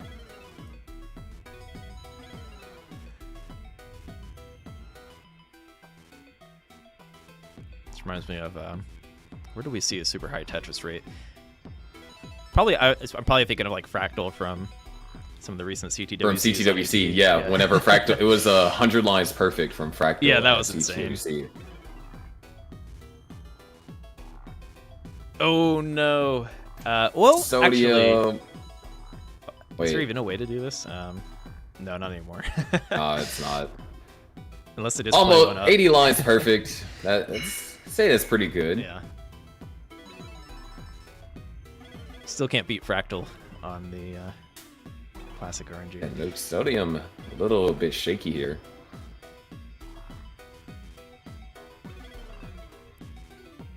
Well, either way, a good start from Sodium, so they should be able to afford some burns, but once they get back to a clean slate, I feel like Miles will be caught up. I guess Miles does have a few holes in the board, which are cleared up. And it's enough for the T-spin. And hits it. Nice.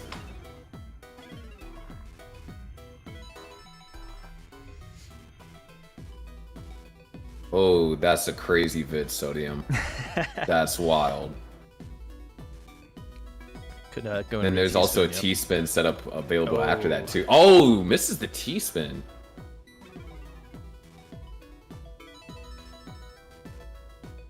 Gonna try and hit it again. This is the second one. We can all resonate with a missed T-spin in that moment. I could imagine the trash talk from Miles right now, because I feel like these two are in a call just most talking likely with each other. I would guess so, considering Sodium got up probably for like a bathroom break or something, and Miles waited. Miles would be like, "Look at you over there missing T-spins. Aren't you supposed to be a modern main? You're supposed to have like sub 20 sprint, and you're missing T-spins." Miles could throw down. Miles used to play a lot of Tetris 99. And they played some zone battle at our enhanced booth, the last CTWC, and we're pretty good. There's the transitions. Looks like double 600Ks.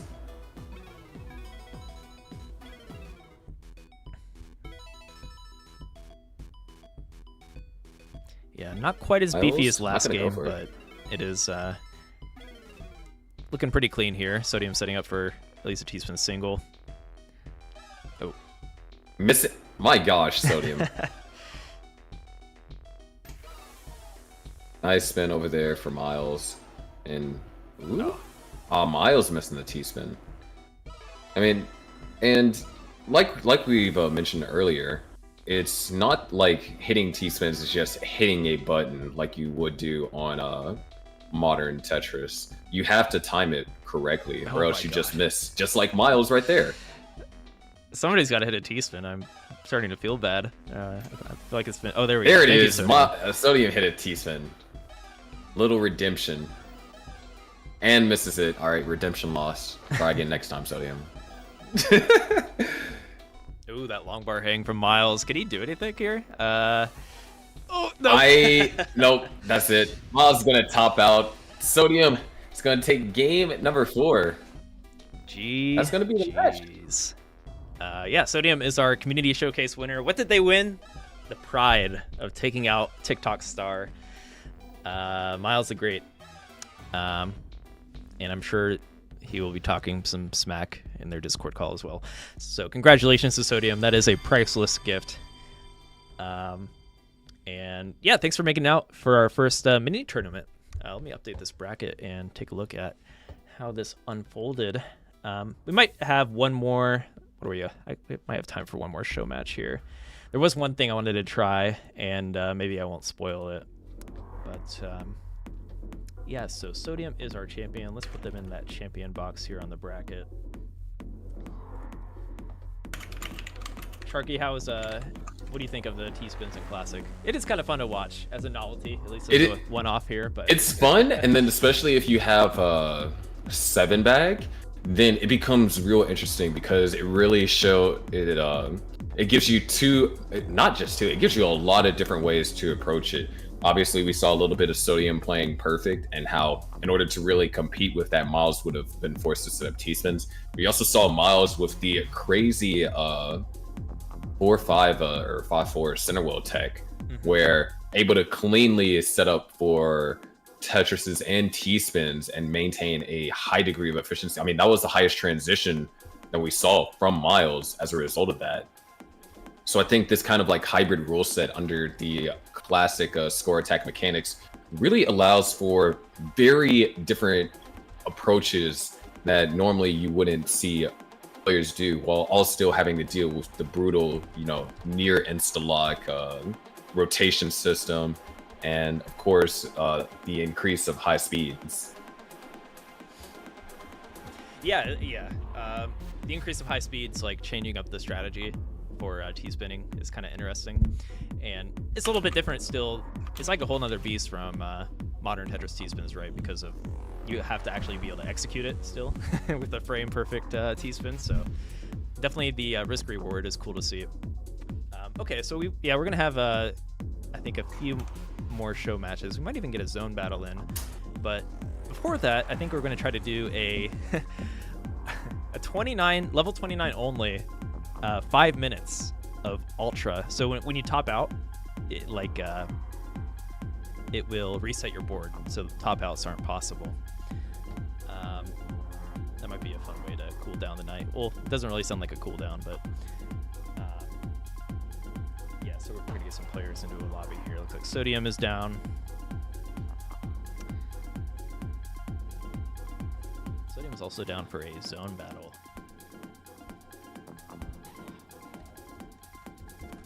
Of course, he would be.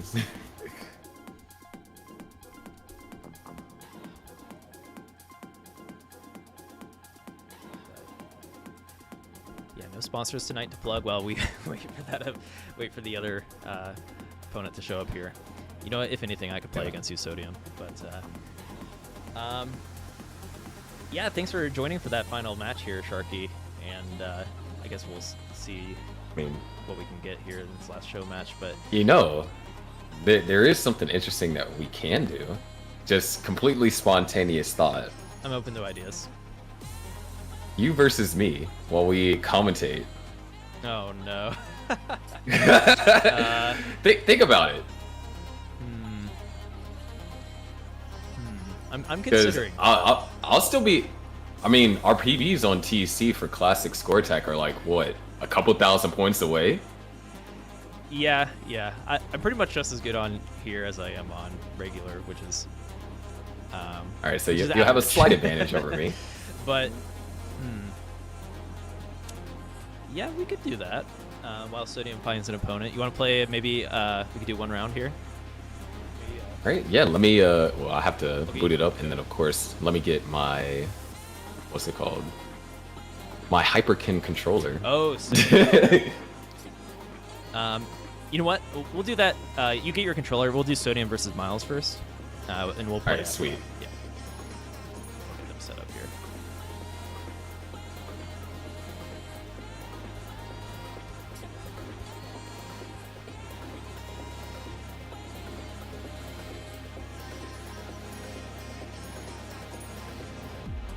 So yeah, we're about to go into level 29 only Ultra. This could be kind of fun, actually. And I guess we'll leave the T-spins enabled here. Game over is off.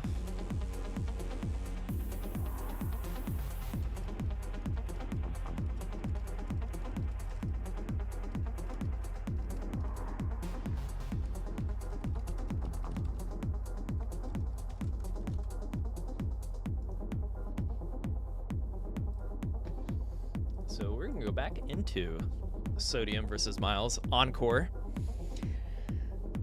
Looking forward to this. I think it should be interesting. Actually, I have no idea what to expect from this. I don't think we've ever done this yet. But yeah, if you top out, the board will reset. It's level 29 only. Ultra mode, which is a modern Tetris mode, meaning you have 5 minutes to get as much score as possible. So we'll see who will come out on top here.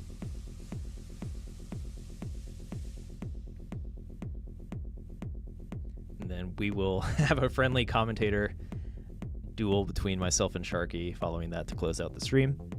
But yeah, thanks everyone for tuning in so far tonight. It's been a lot of fun, and we'll probably do some more of these community showcases, definitely on a weekly basis over at twitch.tv/enhanceexperience or our YouTube channel, which is also Enhance Experience. And it looks like the players are hopping into it. Oh. Definitely not going to be a best of 5. I messed up on that front.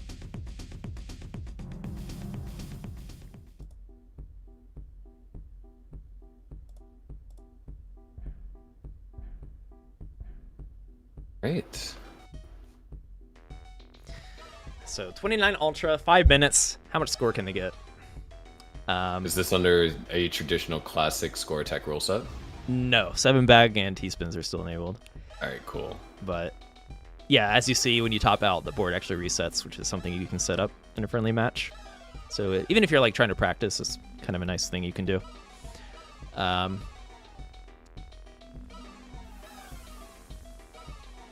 So we got 5 minutes of 29 action from very good 29 players.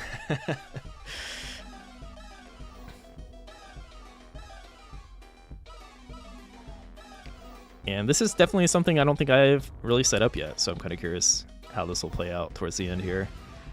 So far, Sodium's the only one to really get a Tetris, it looks like.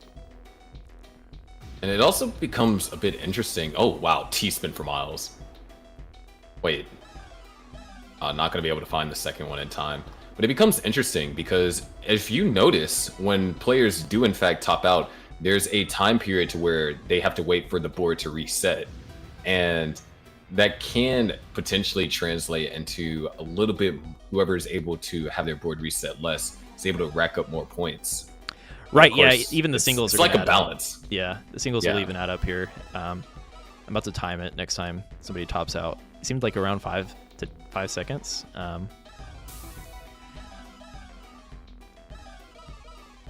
and that's about almost 3 pieces that can fall per second on a 29.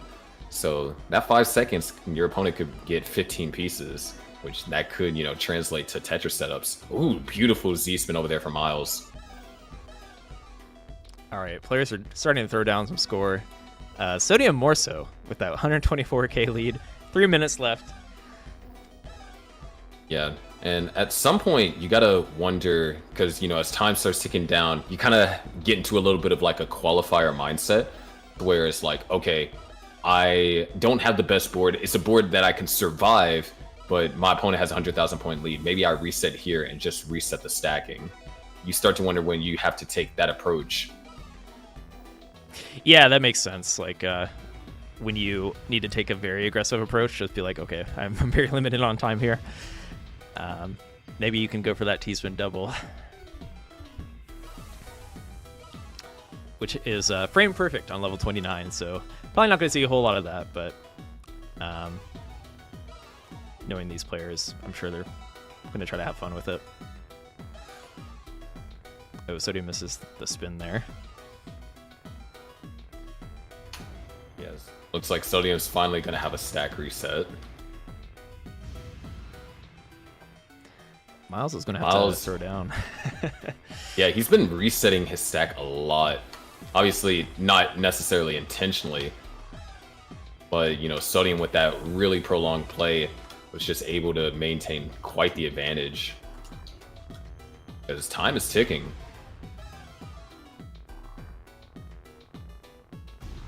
Oh, Sodium tops out. Oh, they double top. Oh, okay. I think it's oh my goodness. We got chaos now. We have a bit of a desync. Yeah. I don't know if I don't know if I've seen a desync on this mode, so it could be like way past gone, unfortunately. Or Sodium just lost their connection. I'm not sure. I have to see. Well, Miles, can you still win it? You're still behind on score. Yeah, you gotta get the. You got 48 seconds for the chase down.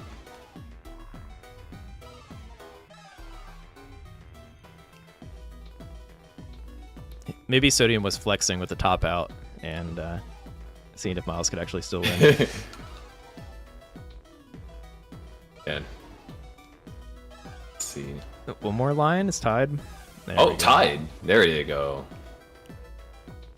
Wait, yeah, it just straight up said that Sodium lost. What? Wait, that's so bizarre. Yeah, I guess there's no top out, so even if Miles wants to end the game, they can't. They have to mullen. You can only mullen here, Miles. Here on Tetris Effect, you are not allowed to not mullen. Only bad manners. All right. So, Miles, thanks for playing in our 5-minute Ultra. I don't even know if Sodium's still here. We're about to find out. No, I don't think they are. Okay, so I'm going to cut the footage here. Miles, you can keep playing if you want. It's lost for him. But yeah, so that was the weird 29 only Ultra for 5 minutes, which has yet to ever happen in my, at least on my side of things. They're hosting Tetris events, so it was interesting. Okay, Sharky, let's hop into a game. I'm going to get a new lobby set up here. All right. So Sharky wants to commentate our match, and you know what? He'll probably throw in some smack talk as well. I think you're probably a little better at commentating your own matches, if I recall, so... I guess that'd be like my equivalent of a party trick. But I get for people that haven't heard self-commentary, I will refer to myself in third person. Warning you now. Got it. Because I mean, when it comes to self-commentary, it's like I could be like, oh, and I scored Tetris, and then talk about my opponent. But that doesn't sound right.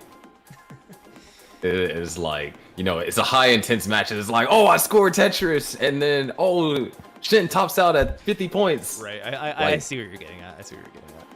Yeah. I'll maybe converse. We'll see if I can do some third party call outs. We'll see. Maybe if it gets too hype, I can't resist. But, all right. Let me set up a friend match. I'll send you the code here. Do you want to do some T-spin action? Are you feeling that after watching? I am. Considering that I haven't played classic score attack in a bit. We'll just do some reggae. We'll do some reggae. I'd Especially take for hot commentary. L's. So we're gonna cut all the frills here, except for the commentary aspect, and do some good old classic RNG. Get those T-spins out of here. For those of you that hate T-spins, you're welcome to turn the stream back on. And yeah, let's do this. So They're in a duration like, this is sacrilegious heresy. Never seen classic Tetris be disgraced by such manner of RNG and maneuver execution. 100%. Yeah, so I sent you a code, Sharky, on Discord, and Right. we should be able to get started. Let me double check the settings. Make sure. Okay, we should be good. Okay.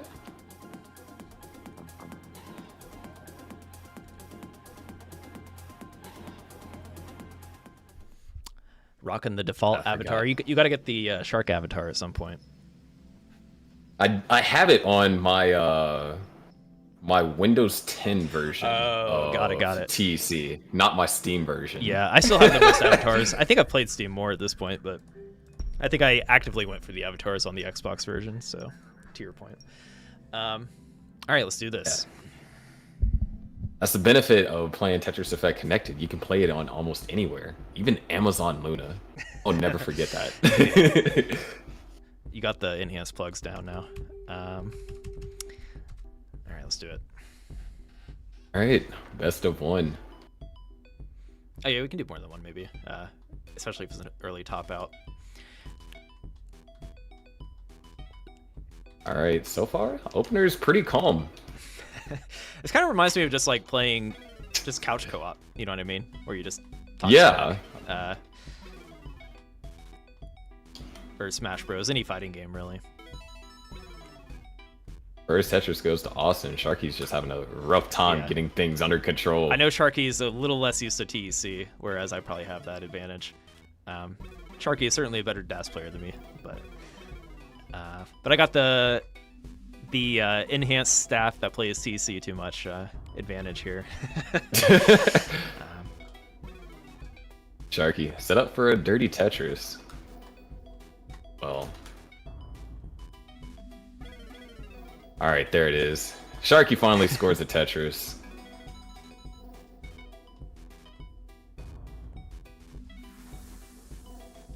This is tough. Luna input delay Thankfully- at level 29. Oh my god. Crazy. Thankfully, I do have the controller though, so it Yes. feels more natural. Shout out to Hyperkin with the pixel art. You can get some Tetris themed. I don't need to do this plug right now, but yeah, you can get some Tetris themed controllers from our friends at Hyperkin, who deserve all the love. Alright. And with that Tetris, Sharky takes the lead. Shin having to do some down stacking of sorts. Intentional downstacking.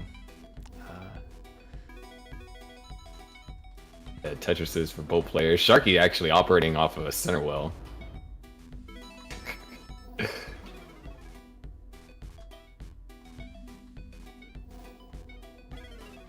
Waiting on the long bar is Sharky. And we are almost tied, as a matter of fact. Yeah, one line differential here.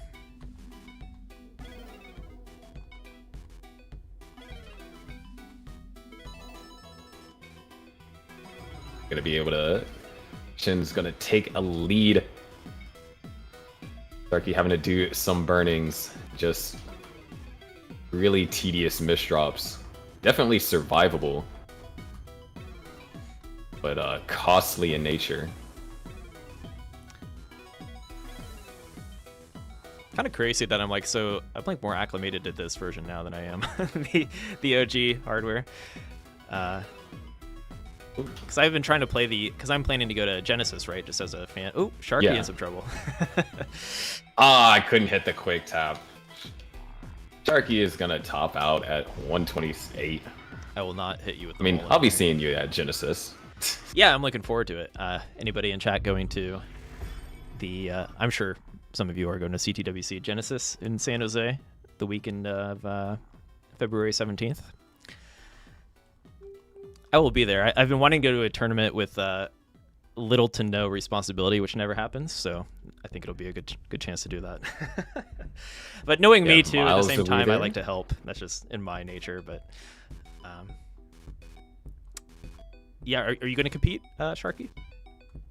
Well, I'm going to compete and commentate. That's kind of like my deal now. Be a commentator that can actually throw down. Yeah, I can't say I can do that anymore.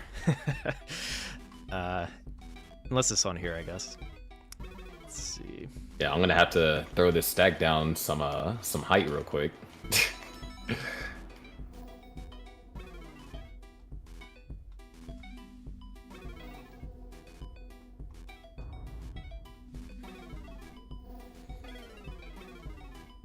Then I'm gonna go to Classic and then just not be able to play for like a full day. Right. Well, I don't know, because I think if you got the brain, or you got the muscle memory there of like hardcore at this point. Whereas I've been trying to go back to the OG hardware, and it's like the other way around for me now. Like I'm messing up a little bit more on classic hardware for whatever reason. It takes me like at least the past few times I've gone from TEC to Classic. It has taken me a day to readjust, because mainly it's a small like dash timing things where like I'm just like overshifting ever so slightly. And yeah, as a DAS player, you're going to notice that tenfold. When you have like a specific rhythm that you want to hit, it can be tough to get acclimated.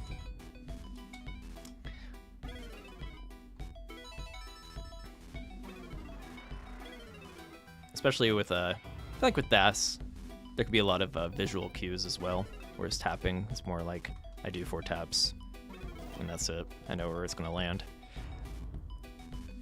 Yeah.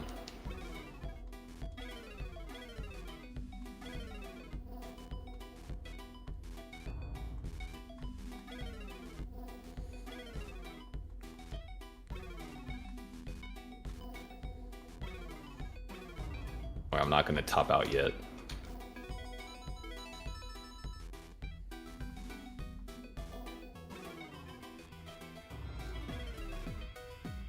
I don't know what's going on here. Ooh, nice spin. Right, hitting a spin on TEC. Doing better than Sodium and Miles towards the end. Shots fired. At least hitting spin wise. Execution, nah. I'm misdropping all over the place. Miles was getting used to it though. I think they started to hit more spins towards the end there.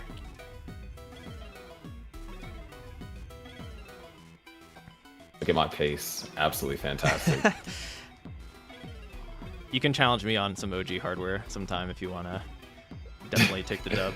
But yeah, so Sharky, I guess this will be our last thing tonight. So what kind of projects are you working on, if you want to plug anything? Any classic Tetris thing you're working on? Stuff you're working on? Well, the main classic Tetris thing I'm working on is obviously my event Gauntlet, which is a team-based classic Tetris event. 10 teams, all with anywhere from like 8 to 10 players, and they play in 4-player matches. Right now, we're in the second half of the season, trying to decide who plays in the big playoff tournament this summer. Mm-hmm. And currently, there is a big fight in like the center seeds. The Grandmasters and the Millionaires are basically guaranteed. Grandmasters undefeated 10-0, Millionaires currently 8-2, so they don't have to worry about not making the playoffs. There's other teams that are in the center that are trying to get to that position. So if you follow me at It's Sharky1, I actually spent the past 3 days hosting these shows, so you'll be able to catch them there. See some pretty hype commentary. I saw you were on it this morning and last night, so I went to bed and you were streaming, and I woke up and you were streaming, so you're on the grind. Keep at it. And also, yeah, there's something to be said about the team format. I think it's super cool because I've always, well, not always, there's draws to being on teams and draws to, just working on your own thing and 1v1 kind of stuff. But the team atmosphere is always fun, and you get to push each other. And I like to play for. I feel like I'm a little more motivated if I'm like playing for other people on my team. If you know what I mean. That team. Team spirit. No, that was the goal for Gauntlet, is to give people a different reason to play. Because obviously, if you're trying to become the best in the world, you're gonna have to learn rolling. You're gonna have to dedicate a lot of time to it. But whereas suppose a team format, well, now you don't have to be the best in the world to be successful at your specific role. You just have to be better than people that are in your respective skill division. And you can take it a step further and then try and like anti-strat certain opponents. It's like, oh, I'm playing Grand Designs. Well, I know Grand Designs likes to play it very safe on level 19. So then I'll try and outpace him and force him to play out of his comfort zone. So it's like small things like that you get a chance to do when you're playing in a team format. Yeah, that sounds. I remember I joined. I have a lot of things going on too, so I have trouble keeping up with everything in Tetris land. But I did join your server, and I was hoping to at some point maybe hop on a team. I think playing as a team sounds super cool. So yeah, guys, definitely check out Sharky's Tetris Gauntlet. I'm sure you have a 1.1, right? Or almost. I do not. I'm actually trying to officially get it because I feel like I'm capable. I just don't grind the game. So.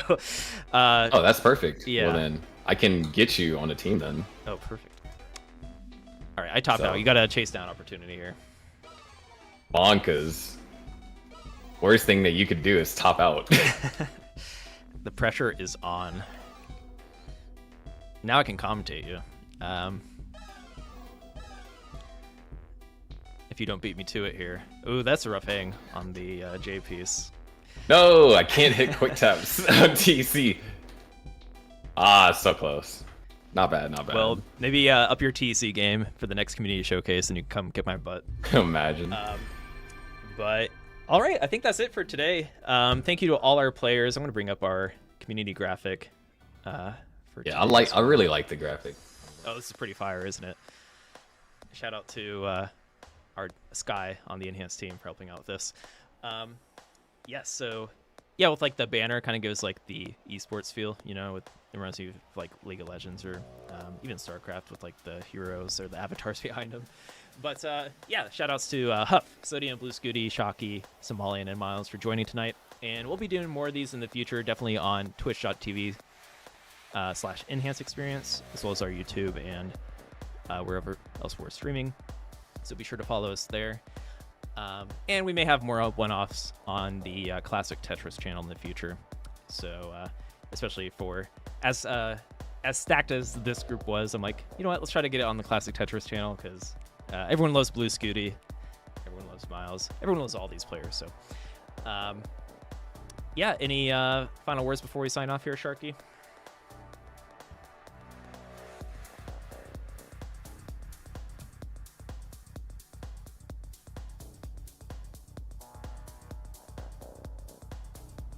Ooh.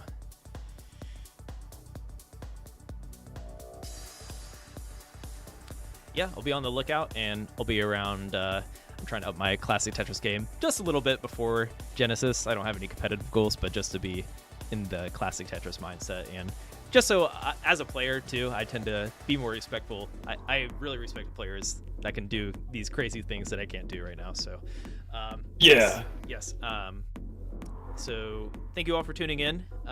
We may throw a raid somewhere if you want to stay tuned and be a part of that. I have like 4 different channels open, so maybe if there's any moderators, feel free to help with that. But yeah, we're gonna call it there. So thanks, Sharky, for joining. Thank you all the players, and thank you everyone for tuning in. It was a lot of fun. Thank you. So good night, all.